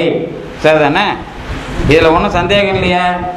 சரி, இப்பதான் நீங்க இன்னொன்னு நோக்கி போகணும். எதை நோக்கி? பார்க்கப்பட்ட இந்த பொருள்கள் இருக்கின்ற பொருள்கள் போல தெரிகின்றன, ஆனால் பல பொருள்கள் இல்லாமல் போய்விட்டன, பல பொருள்கள் உற்பத்தி ஆகி கொண்டிருக்கின்றன. அதனால் என்ன முடிவுக்கு வருகிறோம் என்பது அடுத்த கட்ட முடிவு. முதல்ல வேலை செஞ்சது நேர்காட்சி, இப்ப செய்வது காட்சிகளின் தொகுப்பு. இதுதான் அவர் திறவூர் காட்சியில் தெளிந்தனமாக மாட்சியில் பெரியோரை வியத்தலும் இளமே மூச்சியில் சிறியோரை எழுதல் அதனினும் இளமேன்னு சொன்னான். இப்போ நான் தெளிவாக பார்க்கிறேன்னு சொன்னா கொஞ்ச நாள் இருந்து வெயிட் பண்ணி பார்த்தாதான் தெரியும். அந்த மாதிரி பார்க்குற அந்த திறவூர் காட்சிங்கிற விஷயம்தான் இப்போ இரண்டாவது முடிவுக்கு நமக்கு துணை நிற்கிறது. இரண்டாவது முடிவு எது? இருக்கின்ற பொருள்களினுடைய முடிவு எது என்பதை தெரிவிப்பது. இருக்கின்ற பொருள்களின் முடிவு என்ன? இருக்கின்ற பொருள்கள் அழியும். தெளிவா இருக்கிறீங்க. இப்போ நீங்க நான் சொல்றேன், கடவுளுக்கு அது வந்து எதிராக நீங்க செயல்படுறீங்க, திட்டமிட்டு சதி பண்றீங்கன்னு சொல்லுவேன் நான். ஒத்துக்குங்களா ஒத்துக்க மாட்டீங்களா? கடவுளுக்கு எதிராக இவர்கள் திட்டமிட்டு செய்கிறார்கள், அழியும் என்பதை சொல்லுகிறார். மெய்கண்டாரே அப்படி சொல்ல, தோற்றிய திதியே அப்படின்னு ஒரு ஏ போட்டுட்டு அதுக்கப்புறம் தான் ஒடுங்கன்னு போட்டார். நீங்க அழிக்கிறதுலயே கொள்கையா இருக்கிறீங்க. பிரளயம் வரணும், ஏன் வரணும் பிரளயம்? அதெல்லாம் வரக்கூடாது. அநியாயக்காரன் இருந்தால் தான் பிரளயம் வரணும். நீங்கள் தான் நல்லவங்களாச்சே, ஏன் உங்களுக்கு பிரளயம் வரணும்? அதெல்லாம் வரக்கூடாது. விஷயம் என்ன அப்படின்னா, இப்போ நீங்கள் வந்து உங்கள் பையனுக்கு போய் ஒரு பேனா வாங்கி கொடுக்குறீங்க, அழகான பேனா, வெளிநாட்டுக்கு போயிட்டு வந்துட்டீங்க, ஒரு நல்ல பேனா வாங்கி கொடுத்தீங்கன்னா என்ன எதிர்பார்ப்பீங்க? படிக்கணும், அந்த பேனாவை உடைக்கணும் நான் கொடுப்பீங்க. ஆனால் நீங்கள் பெருமான் கொடுத்தது மட்டும் உடைக்கணும் அழியணும்னு ஏன் சொல்லிட்டு இருக்கிறீங்க? அப்போ அவன் முட்டாளா? நம்மளை விட அறிவாளி இல்லை. நம்மை வந்து பாதுகாக்கணுங்கிறதுல எவ்வளோ கவனமாக இருக்கிறான். கொடுக்கறதெல்லாம் உடச்சி போட்டுட்டு நீங்கள் அவன் அழிக்கிறான்னு என்ன அர்த்தம்? எந்த காலத்திலேயும் அவன் அழிப்பது அவனுடைய கொள்கை இல்லை, ஆனால் அழிய வேண்டும் என்பதற்காக நீங்கள் புது கொள்கையை உருவாக்கினீர்கள். அதான் வித்தியாசம். அதுக்கு பேர் தான் வினையின் பேர், நாம் உருவாக்குனதுக்கு பேர். சரி, பரவாயில்ல.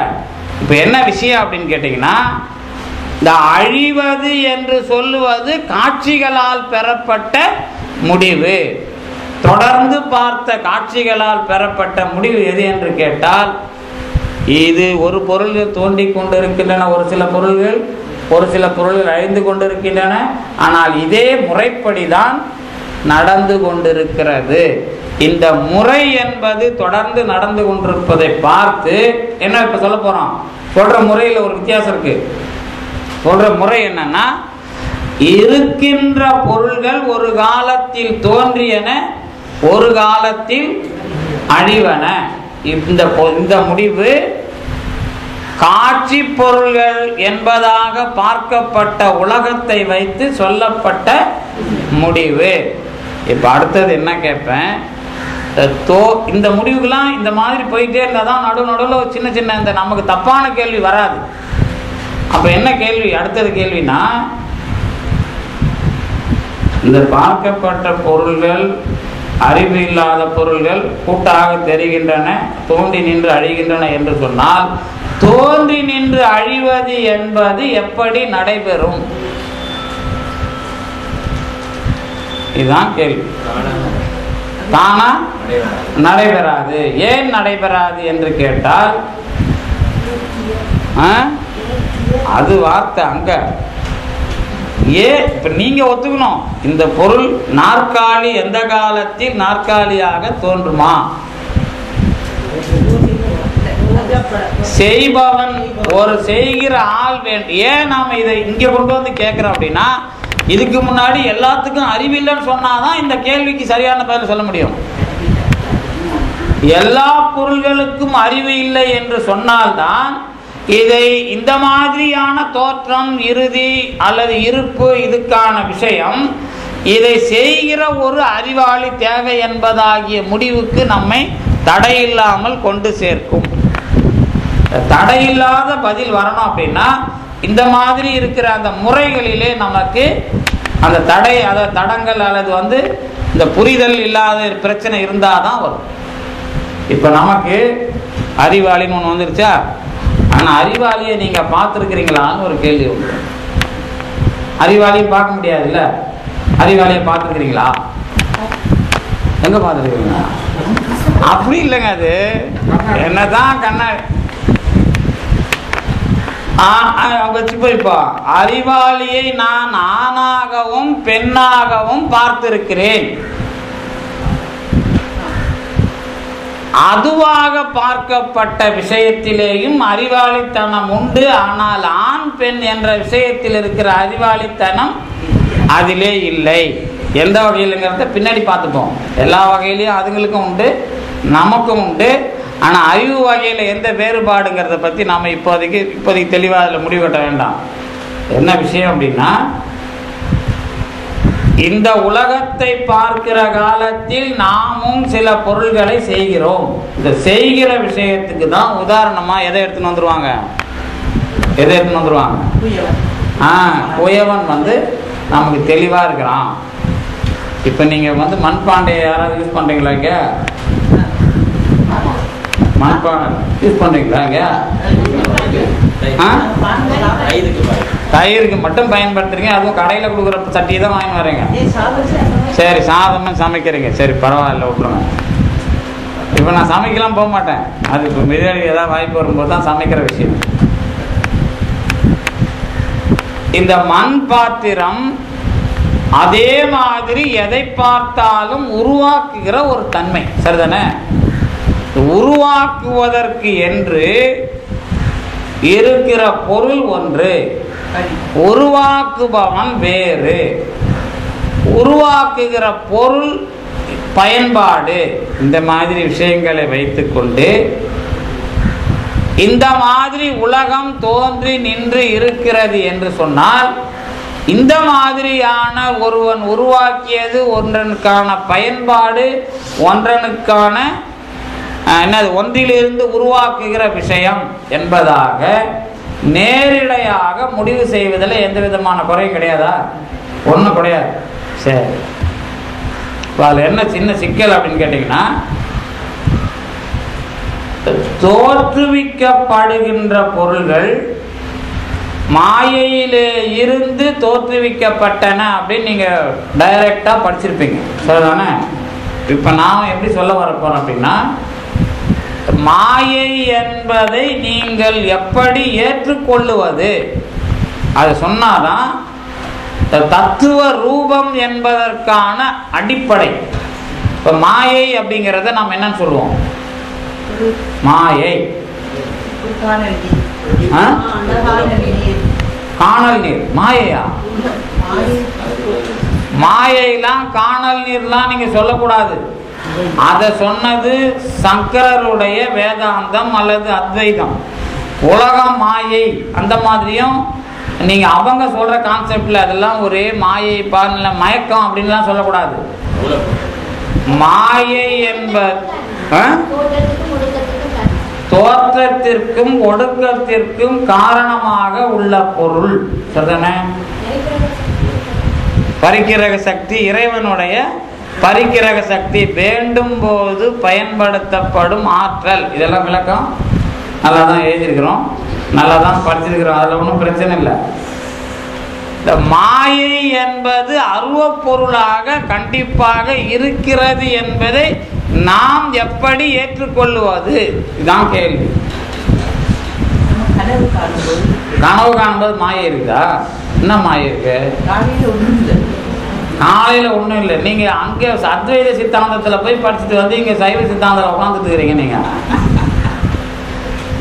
அவங்க தான் என்ன பண்ணுவாங்கன்னா, கனவு என்பது நனவில் இல்லாதது போல இந்த உலகம் உண்மை இல்லாதது.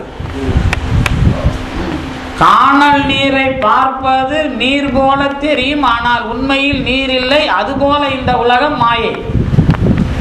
பாம்பு கயிறிலே பார்க்கப்பட்டது, அதுபோல இந்த உலகம் உண்மையானது இல்லை, சொல்ல முடியாத ஒன்று. இந்த மாதிரிலாம் சொல்லியிருப்பாங்க. அதை இங்க சொல்லக்கூடாது. நான் தான் பார்க்கப்பட்ட பொருள் உண்மைன்னு சொன்ன. முதல்ல பார்க்கப்பட்ட பொருள் உண்மை என்று சொன்னால் அது எப்படிப்பட்ட உண்மை என்று கேட்டால், கூட்டு பொருளாக இருப்பது என்பது அதனுடைய உண்மை. அந்த கூட்டு பொருளாக இருப்பதனுடைய உண்மை என்று கேட்டால் அறிவு இல்லாத தன்மை. அது எப்படி இருக்கிறது என்று சொன்னால் தோன்றி நின்று அழிகிறது. இதை பத்தி மட்டும்தான் இப்ப பேசிட்டு இருக்கிறோம்.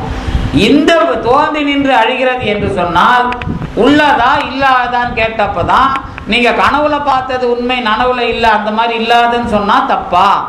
அல்லது பேய்த்தேர் போல காணல் நீர் போல பார்க்கப்பட்டது என்று சொன்னால் உண்மையா? அந்த மாதிரி நாம இப்போ பதில் எடுக்கணும். இதுதான் சைவ சித்தாந்தமாகவும் அத்வைத சித்தாந்தமாகவும் வேறுபடுத்துகிற விஷயம். சரிதானே? இப்ப நீங்க பார்க்கப்பட்ட இந்த உலகம் தோன்றி நின்று அழிகிறது என்ற உண்மையை கண்டுபிடித்து விட்டீர்கள். இந்த பொருளுக்கு மூலப்பொருள் உண்டா இல்லையா, அல்லது ஒரு உண்மை இல்லாத பொருளின் அடிப்படையிலே இது இருக்கிறதா என்பதை முடிவு செய்ய வேண்டுமானால் மாயை இருக்கிறது, அதிலே இருந்து கடவுள் படைக்கிறான்னு சைவ சித்தாந்தம் படிக்கிற மாதிரி படிக்காம, மாயை அருவம் தான்.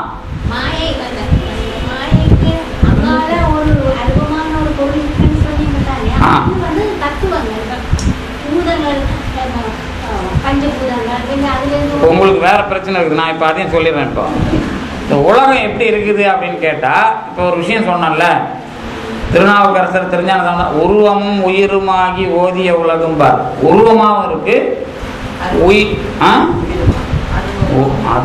அதுல சொன்னது அது இல்லை, உருவமும் உயிருமாகி ஓதிய உலகுக்கெல்லாம் சொல்லியிருப்பார். இங்க இப்ப உலகத்தை பத்தி தொல்காப்பியத்திலேயே அப்படி ஒரு விஷயம். தொல்காப்பியங்கிறது நமக்கு ஒரு 5000 வருஷத்துக்கான பாரம்பரியம் உள்ள நூல்னு வச்சுங்களேன். அதுல உலகத்தை பார்த்து என்ன கேட்பாங்கன்னா, உலகம் எப்படி இருக்குது அதை பத்தி சொல்லுங்க அப்படின்னு கேட்ட உடனே அவர் என்ன சொல்றார், நிலம், நீர், தீ, வழி. நீங்க தெரிஞ்செல்லாம் சொல்லாதீங்க, அவர் சொன்ன நூற்பாவை தான் நான் சொல்லியிருக்கிறேன். விசும்போடு 5 கலந்த மயக்கம் உலகம் ஆதலின். நிலம், நீர், தீ, வழி, விசும்போடு 5 கலந்த மயக்கம். இது உலகத்தை பத்தி அவர் சொல்றது. இப்ப இந்த தண்ணியை கையில கொடுத்து குடிங்கன்னா குடிப்பீங்க இல்ல, காத்த சுவாசிக்கிறீங்க இல்ல, அதே மாதிரி மண்ணை கொடுத்தா சாப்பிடுவீங்களா? இருங்க, நாங்க கேட்கறது வேற விஷயம். இந்த நீர் என்பது கலப்பு. நான் மண்ணை சாப்பிடுகிறேன் என்று சொன்னால் ஒரு அரிசியின் மூலமாக நான் மண் சம்பந்தப்பட்ட விஷயத்தை உணவாக சாப்பிடுகிறேன். அதற்கு பெயர் மயக்கம். மயக்கம் என்று சொன்னால் இந்த 5 பூதங்கள் வெளியே தெரியாமல் தாவரமாகவோ அல்லது தானியமாகவோ அல்லது என்னுடைய உடம்பாகவோ இருக்குமானால் இதற்கு பெயர் மயக்கம். கலப்பு என்பது நேரடியாக இருப்பது. இதுவும் கலப்பு கிடையாது, ஒரிஜினல் கலப்பு. இந்த கலப்புனா என்ன அப்படின்னா, தண்ணியே இல்லை. அதை என்ன சொல்லுவாங்கன்னா பஞ்சீகரண கொள்கை, மல்டிப்ளிகேஷன் ஆங்கிலத்தில் சொல்லி, நீருக்கு உள்ளேயும் நெருப்பு இருக்கிறது, நெருப்பு அப்புறம் ஆகாயம் அப்புறம் மண் எல்லாம் கலந்துருக்கிறதுன்னு அது ஒரு தத்துவம் இருக்கு. இப்போ நமக்கு அது பேச தேவை. இப்போதைக்கு இது கலந்து இருக்கிறது, அது மயங்கி இருக்கிறது. புரியுதா? இதுதான் உலகம். சரிதானே? இந்த உலகம் உங்களுக்கு பார்க்கப்பட்ட வகையில் இருக்கிறது. இந்த உலகம்தான் உண்மை, இதற்கு மேல் வேறொன்றும் இல்லை. இந்த உலகத்திலேயே நாம் எப்படி உழைப்பை செலுத்தி என்னவற்றையெல்லாம் பெறுகிறோம், இதிலே எல்லாருக்கும் எல்லாம் கிடைக்க வேண்டும், ஆண்டான் அடிமை இருக்கக்கூடாது என்பதாக பேசியது மார்க்சியம், பொதுவுடைமை தத்துவம். சரிதானே? இதுல ஏற்றத்தாழ்வு வரும்போது தான் நாம வினை இந்த மாதிரி விஷயங்களை வச்சு கடவுளை வச்சு பொதுமையை பேசியது சைவ சித்தாந்தம். இப்ப நம்ம நேரம் அந்த இடத்துக்குலாம் நம்ம தத்துவமா பேசாம இந்த பார்க்கப்பட்ட உலகம் இதற்கு ஒரு மூலப்பொருள் உண்டு என்பதை எப்படி ஏற்றுக்கொள்ளுவது? சயின்ஸ்ல என்ன சொல்றாங்க அப்படின்னு கேட்டா, எல்லாவற்றிற்கும் அணுப்பொருள் மூலமாக உண்டு. சரிதானே? ரைட். இப்ப நாம இந்த விஷயத்தை உருவப் பொருள்களுக்கு மூலமான அருவப்பொருள் உண்டு என்பதை ஏற்றுக்கொள்ளுகிற வழிமுறைகள் எப்படி?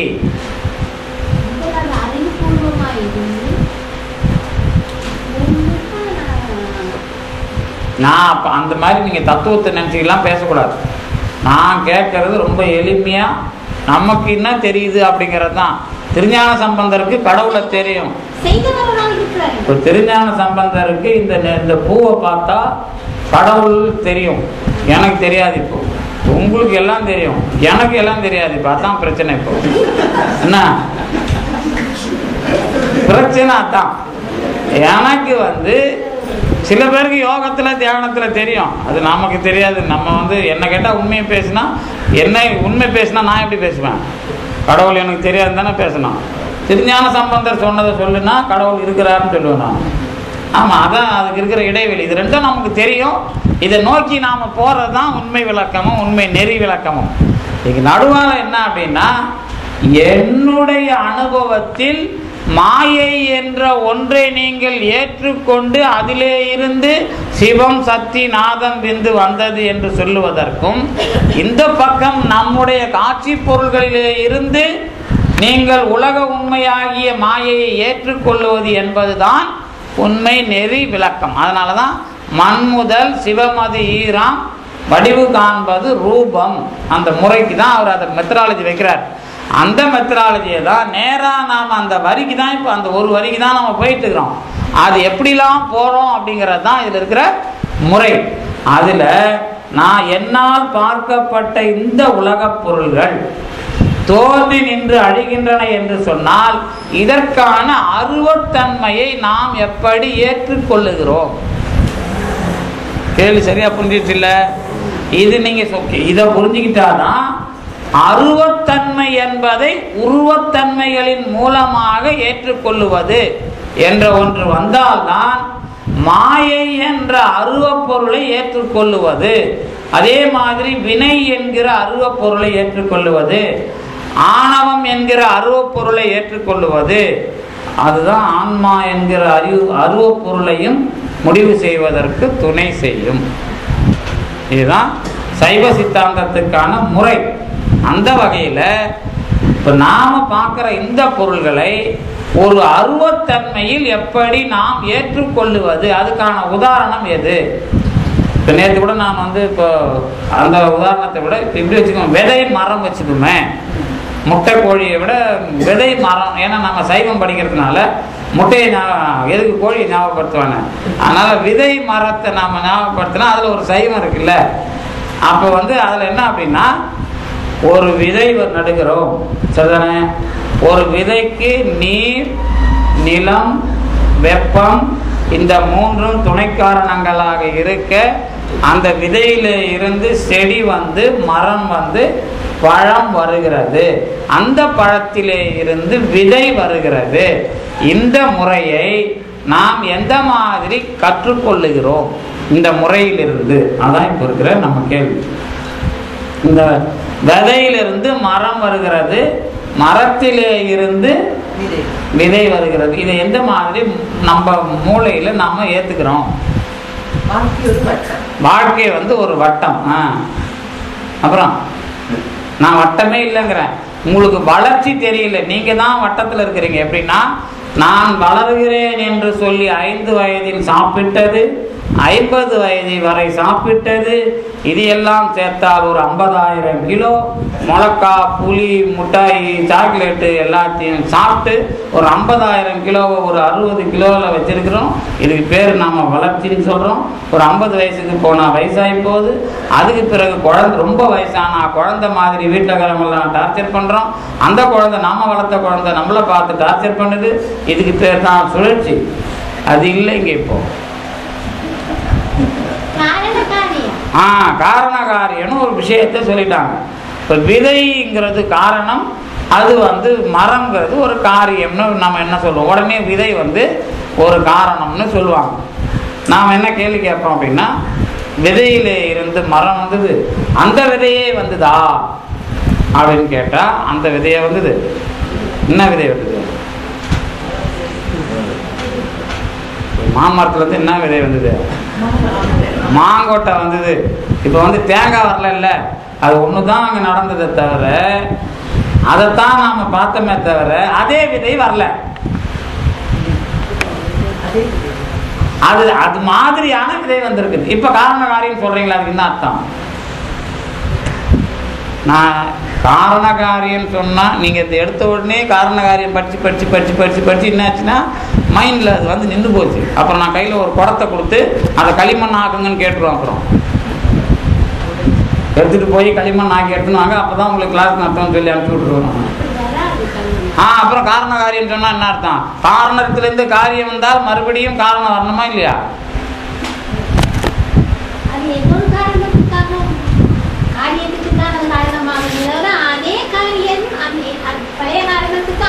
ஆகாதுன்னா அப்ப காரண காரிய கொள்கை தப்பு தானே?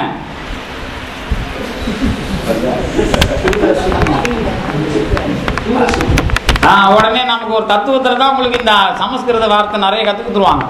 சூலம், சூஸ்தமம், சொப்பனம், அப்புறம் துரியம், துரியாதிதம், அப்புறம் பதி, பசு, இந்த மாதிரி பிரச்சனைகள் என்ன பண்ணணும், ஒரு வார்த்தையை சொல்லிட்டா அதுக்கு ஒரு விளக்கத்தை நீங்க ஏத்துக்கணும்.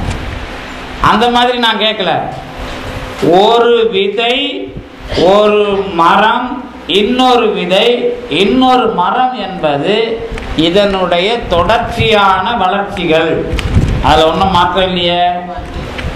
இந்த வளர்ச்சிக்கு நடுவில் வர்ற விஷயத்தை தான் நாம சுழற்சின்னு பார்க்குறோம்.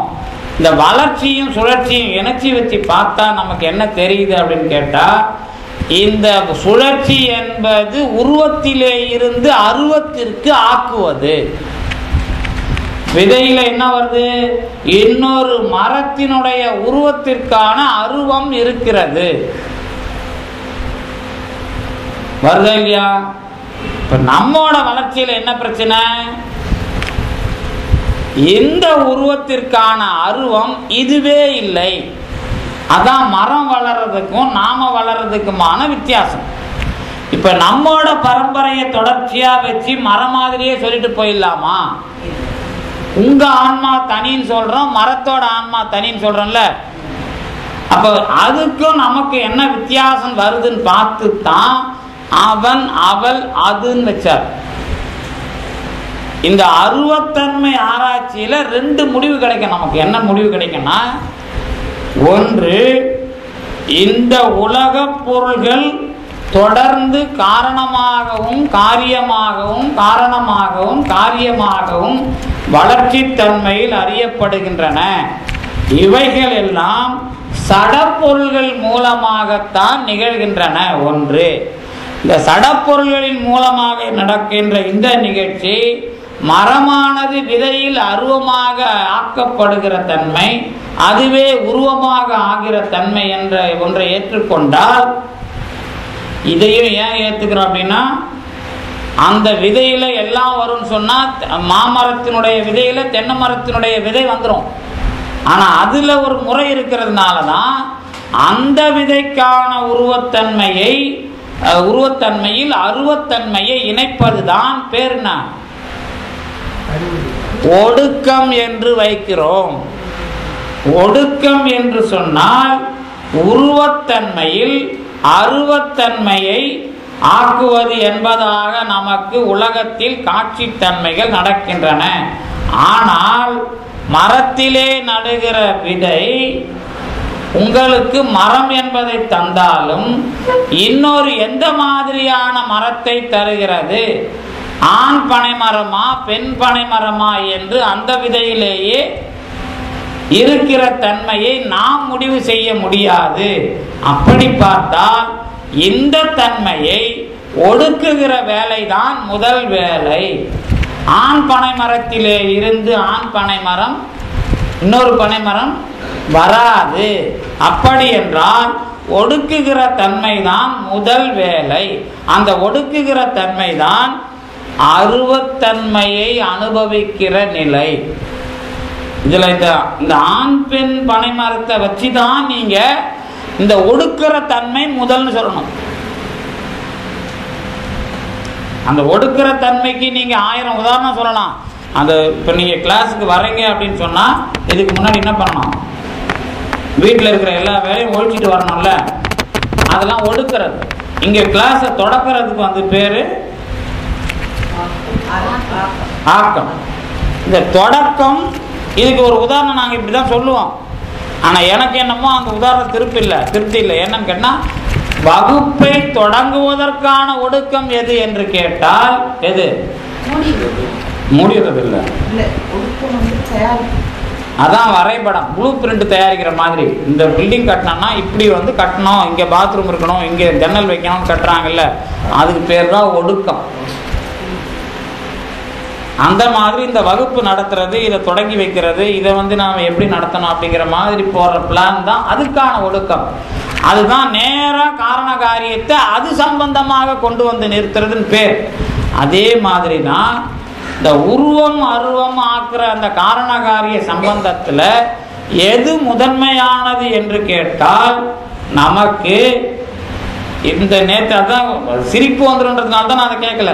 முட்டையிலிருந்து பொட்டைக்கோழி வருதா சேவல் வருதா அப்படின்னு கேட்டா அவன் வந்து சேவல் வந்தா அதுல முட்டை கிடையாது. அப்ப ஒடுக்கம்ங்கிறது சேவல்ங்கிறது காரியம். அப்ப காரணம் எது? முட்டை. அப்போ இந்த முட்டைங்கிறது ஒடுக்கம். இதுதான் முதல்னு எப்படி சொல்லணும்? சேவல் முட்டை வந்துட்டா அது வந்து இன்னொரு முட்டை ஆகாது இல்ல. அப்ப முட்டைங்கிறது தான் முந்தி. அதுதான் இந்த காரணகாரிய உருவ சம்பந்தத்தை அருவமாக்குகிற தன்மையின் தனித்தன்மை. இந்த அருவமாக்குகிற விஷயத்தில் இந்த எது முட்டைங்கிற கோலம், கருமுட்டை இருக்கு வெள்ளை முட்டை இருக்குலாம் சொல்லலாம். ஆனா இது ஆணா பெண்ணா என்பதை முடிவு செய்கிற ஒடுக்கத்தை செய்கிற ஒருவன் தான் அந்தம் ஆதி. நீங்க பார்த்த சிவஞான போதத்தில் பார்த்த அந்த விஷயம். இப்போ நீங்க பொருள்களை பார்க்கிற முறையில உருவத்திலே இருந்து அருவத்தை ஏற்றுக்கொள்வதற்கு என்ன பண்ணீங்க? காட்சி பொருள்களுடைய வேறுபாட்டை அடிப்படையாக வைத்து முடிவு செய்தோம். சரிதானே? இப்ப இந்த முடிவு எதுக்கு? ஒடுங்குவது என்பதற்கான உண்மைக்கு. சந்தேகம் இல்லையா? அப்புறம் இன்னொரு முடிவு இப்ப வரும். காட்சி பொருள்கள் ஒடுங்குகின்றன என்பது உருவத்திலே இருந்து அருவத்திற்கு முடிவு செய்து விட்டோம், பிரச்சனை இல்லை. ஆனால் இந்த கோழி முட்டை ஆணாகத்தான் வர வேண்டும் என்றோ பெண்ணாகத்தான் வர வேண்டும் என்றோ ஏன் அமைந்தது? அப்படி வரும்போதுதான் இதற்கான வினை என்பது நமக்கு தெரியும். இப்பதான் நமக்கு இன்னொரு அருவ பொருள் நமக்கு கிடைக்கிறது. இப்ப என்ன 12 மணிக்கு நான் முடிச்சிருவேன் இந்த ஆராய்ச்சி இதோட. இதுக்கப்புறம் நம்ம அடுத்தது வந்து நேரா அந்த மாயை லிஸ்ட் பார்க்கணும். அப்புறம் அடுத்தது என்ன ஆராய்ச்சி அப்படின்னா, எல்லாம் சரி, இதை நான் நேரடியாக வேகமாக சொல்றதுனால இன்னும் நமக்கு உள்ள பாடம் வரும்போது என்ன மாதிரியான வினை அப்படிங்கிறதுலாம் அப்புறம் பார்க்கலாம்.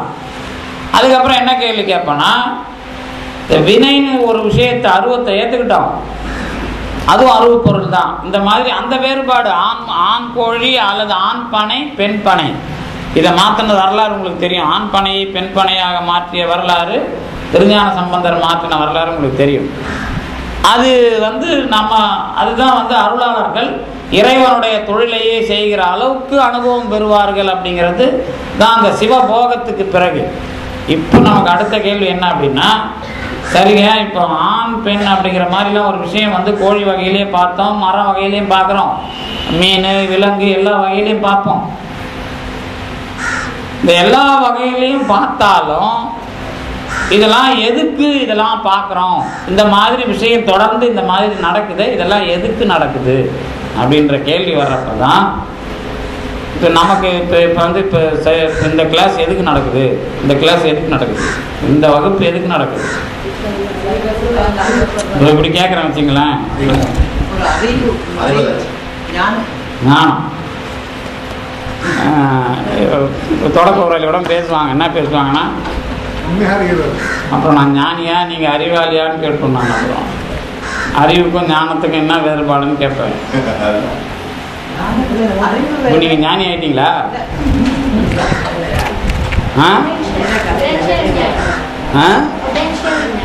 என்னவா பொட்டன்ஷியல் ஞானியா?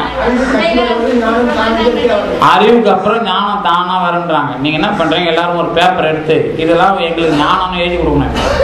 நாங்கள் பெற்ற ஞானம் என்பதாக எழுதி கொடுப்பதற்கு தயாரா?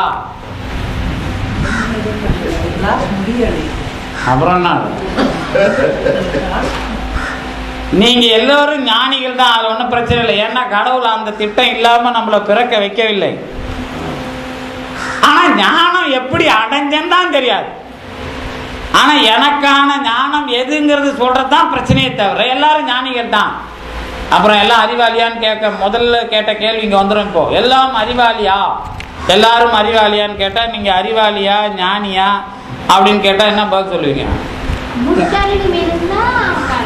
சரி, முற்றறிவு என்ன, முற்றறிவுனா என்னன்னு கேட்பேன். அப்புறம் நான் இந்த முற்றறிவுனா என்னது, பனம்பழம் மாதிரி இருக்குமா இல்லை தேங்காய் மாதிரி இருக்குமா?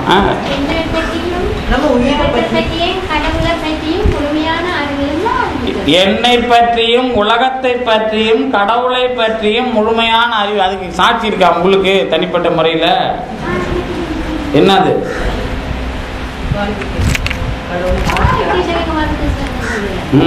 இப்போ நான் சொல்கிறத காதால கேட்கலன்னா உங்களுக்கு இந்த இப்போதைக்கு ஒரு அறிவுங்கிறது இல்லை. நீங்கள் பார்க்கறதுக்கு கண்ணு இல்லைன்னா அறிவு இல்லை, பேசுறதுக்கு நாக்கில் போடுறதுக்கு ஒன்றும் இல்லைன்னா சுவை அறிவு இல்லை.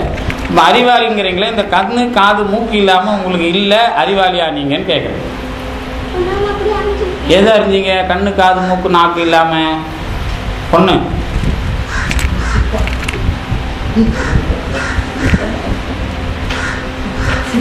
சித்தம் தெரியுது. அப்புறம் பித்தன்ட்டு போடுவோம் நான்.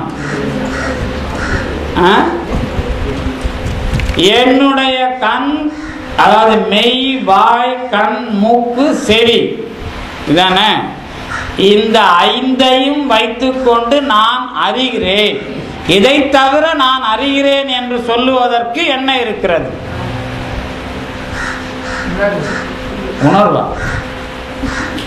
சொல்லுங்க, அதுக்கு ஒரு உதாரணம். நல்ல புதுசா ஒருத்தர் பதில் சொல்லியிருக்கிறார்கள், நம்ம தெரிஞ்சுக்கணும்ல. உணர்வு என்பது எது? ஆழ்நிலை தியானம். அது போய் உட்காந்துன்னு கனவு கண்டு இருக்கு ஆழ்நிலை தியானமா? அதெல்லாம் நாங்கள் ஒத்துக்கிறது இல்லை சைவ சித்தாந்தத்தில். அதில் நிறைய பேருக்கு நோய் வந்துருக்கான். வர்மக்கலை நிபுணர்கள்லாம் சொல்கிறாங்க, போய் உட்காந்துக்கிட்டு நீங்கள் காற்றை எழுப்பி விட்டுறாங்க, அது எங்கேயாவது போய் மாட்டிக்கிட்டு முது வலிக்குதுங்கிறாங்க, தலை வலிக்குதுங்கிறாங்கன்னு அவங்க சொல்கிறாங்க.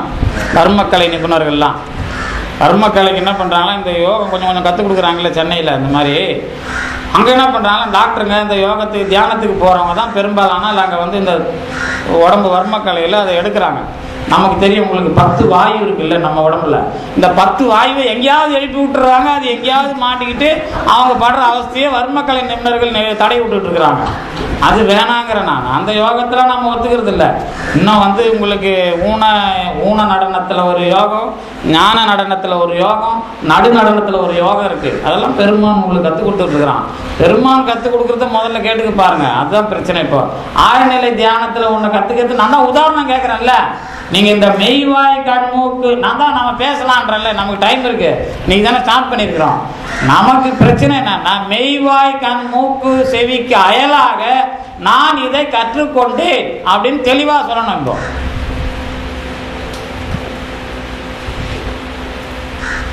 இந்த ஆழ்நிலை தியானத்துல பார்த்தேன், முற்றும் அறிவுல பார்த்தேன், பெருமான் காட்டினா, எதையாவது சொல்லுங்க, அதை பத்தி எனக்கு கவலை இல்லை.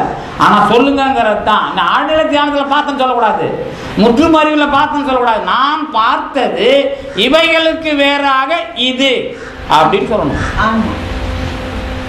எந்த ஆத்மாவை பார்த்துக்கிறீங்க? வள்ளலாரே பார்க்க முடியாது, ராமலிங்க சுவாமி ஜோதி வழிபாட்டை வச்சு எதிரில் தான் பார்க்கலாங்கிறார். தெரியுமா உங்களுக்கு? ஆன்மாவை உணர்வுபூர்வமாக பார்ப்பதுன்னா என்ன, எப்படி பார்த்தீங்க அதை சொல்லுங்க. வாயால பேசுறீங்க. ஆன்மாவை ஏற்றுக்கொள்ளுவது என்பது ஒன்று, அது வேற. ஆன்மா என்பதை நான் பேசுவதற்காகவும் சுவைப்பதற்காகவும் கேட்பதற்காகவும் உரிய கருவி என்பதாக சொல்லுவது வேறு. இது நான் இந்த மெய்வாய் கண் மூக்குக்கு அயலாக தெரிந்து கொண்டேன் என்று சொல்லுவதற்கு எது? நான் கேட்குற கேள்வி புரிஞ்சு இல்லை. ஆன்மாலாம் இருக்குது, ஒத்துக்கிறேன், நானும் வேணான்னு சொல்லலை. ஏன் ஆன்மா, ஏன் காது, ஏன் கண்ணு, ஏன் மூக்கு, ஏன் வாய், ஏன் உடம்பை வச்சு தான் சொல்லுது. ஆனால் இது சொன்னது இந்த அஞ்சுக்கு வேற என்ன சொல்லுது அப்படிங்கிறது தான் இப்போ. ஆமாம், அப்போ ஆன்மாவுக்கு அறிவு இருக்குதுன்னு சொன்னால் ஒத்துக்கலாமா? அனுபவம் தான் ஆன்மா. இந்த அஞ்சை வச்சுக்கிட்டு தெரிஞ்சுக்கிறது தான் அனுபவம். நான் இதை தான் கேட்குறேன், அதில் ஒன்றும் சந்தேகமே இல்லை. ஆனால் மனத்தை பற்றி இப்போ நாம் சொல்கிறோம். மனம்னா என்ன? இப்போ இதில் மனம், இப்போ மனத்தோட கேரக்டர் என்ன, ரோல் என்ன சொல்லுங்க பார்ப்போம். இந்த பேர்லாம் என்கிட்ட மாற்றி மாற்றி சொல்லக்கூடாது, எனக்கும் தெரியும் பேர்லாம்.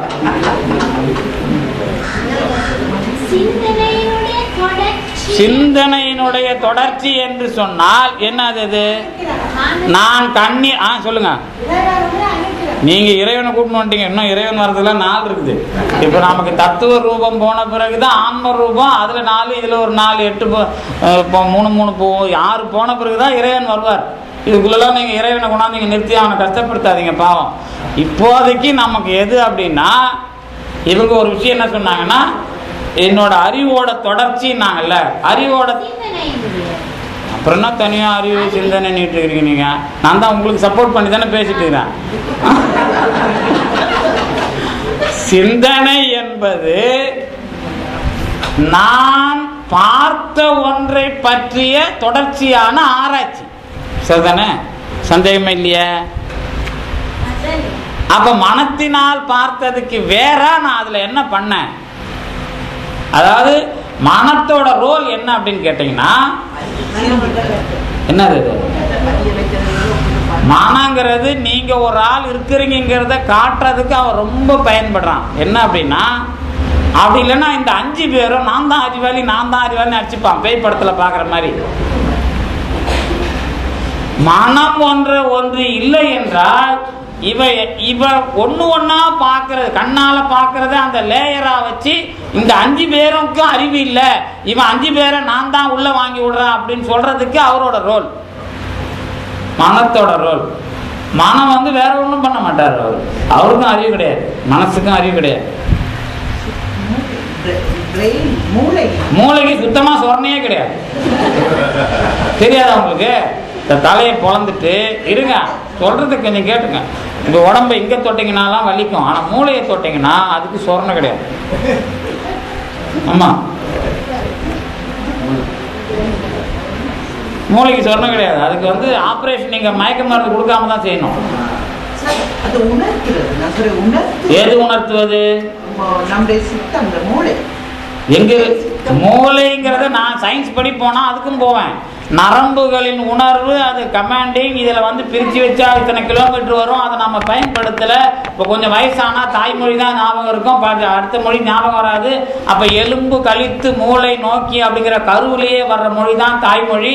அதனால தான் அம்மா வந்து அந்த 10 மாதமும் நல்லதை படிக்கணும் அப்படின்னு சொல்கிறதெல்லாம் தனி. இதெல்லாம் மூளையை வளர்க்குறதுக்கு, சரிதானே? அந்த மூளைக்கும் நீங்கள் உணர்வுக்கும் எல்லாம் பேசுனீங்கன்னா அதில் எந்த இடத்துல மூளையில் உணர்வு? இப்போ இது வரைக்கும் பிரச்சனை இல்லை, இதயத்தை மாற்றியாச்சு, கிட்னி மாற்றியாச்சு, ஆனால் என் அறிவு மாறல. சரிதானே? மூளையை மாத்தினா எப்படி இருக்குன்னு அப்புறம் பார்ப்போம்.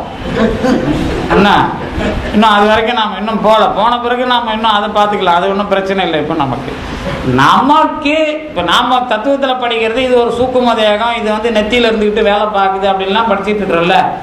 இப்போ நீங்கள் மறுபடியும் போயிட்டு மூளையை போட்டு குழப்பக்கூடாது. இப்போ எனக்கு அது என் மூளையிலே அடிபட்டுருக்குது, என் தலையிலையும் மரம் வந்து என் மூளைக்கு மேலேயும் ரத்தம்லாம் கட்டி போய் அதுக்கப்புறம் அது தானாக கரைஞ்சி இப்போ நான் முன்னாடி உட்காந்துருக்குறேன். இல்லாட்டா ஒரு 15 வருஷம் ஆயிருக்கும் எனக்கு நினைவு நாள் கொண்டாடி, 20 வருஷம் ஆயிருக்குன்னு வச்சுங்க. அதை பற்றி பிரச்சனை இல்லை.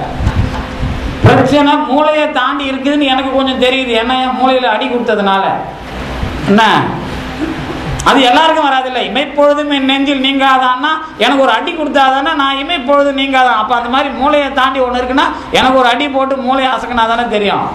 அந்த மாதிரி சொல்கிறேன் நான், வேற ஒன்றும் சொல்கிறேன். நான் விஷயம் என்ன அப்படின்னா, இந்த அறிவு என்பது 5 புலன்களை தாண்டி நமக்கு இருக்கிறது என்பதை ஏற்றுக்கொண்டா 2 கேள்விக்கு பதில் வரும். என்னன்னா, அறிவு எனக்கு வருகிறதா அல்லது ஆணவம் போன அறிவு வருதா, ஆணவம் இருக்கிறதுனால அறிவு இல்லையா, அறிவை நான் பெறுகிறேனா அப்படிங்கிற முடிவுக்கு அது உதவும். வேற எதுக்கும் இல்லை. அதை தெரிந்து கொண்டால்தான் இந்த தத்துவம் எனக்கு ஏன் வந்தது என்பது நமக்கு முடிவாகும். இந்த ஆராய்ச்சியோடு நாம் 3 மணிக்கு சந்திக்கலாம் என்பதை கூறி விடைபெறுகின்றேன். நன்றி, வணக்கம்.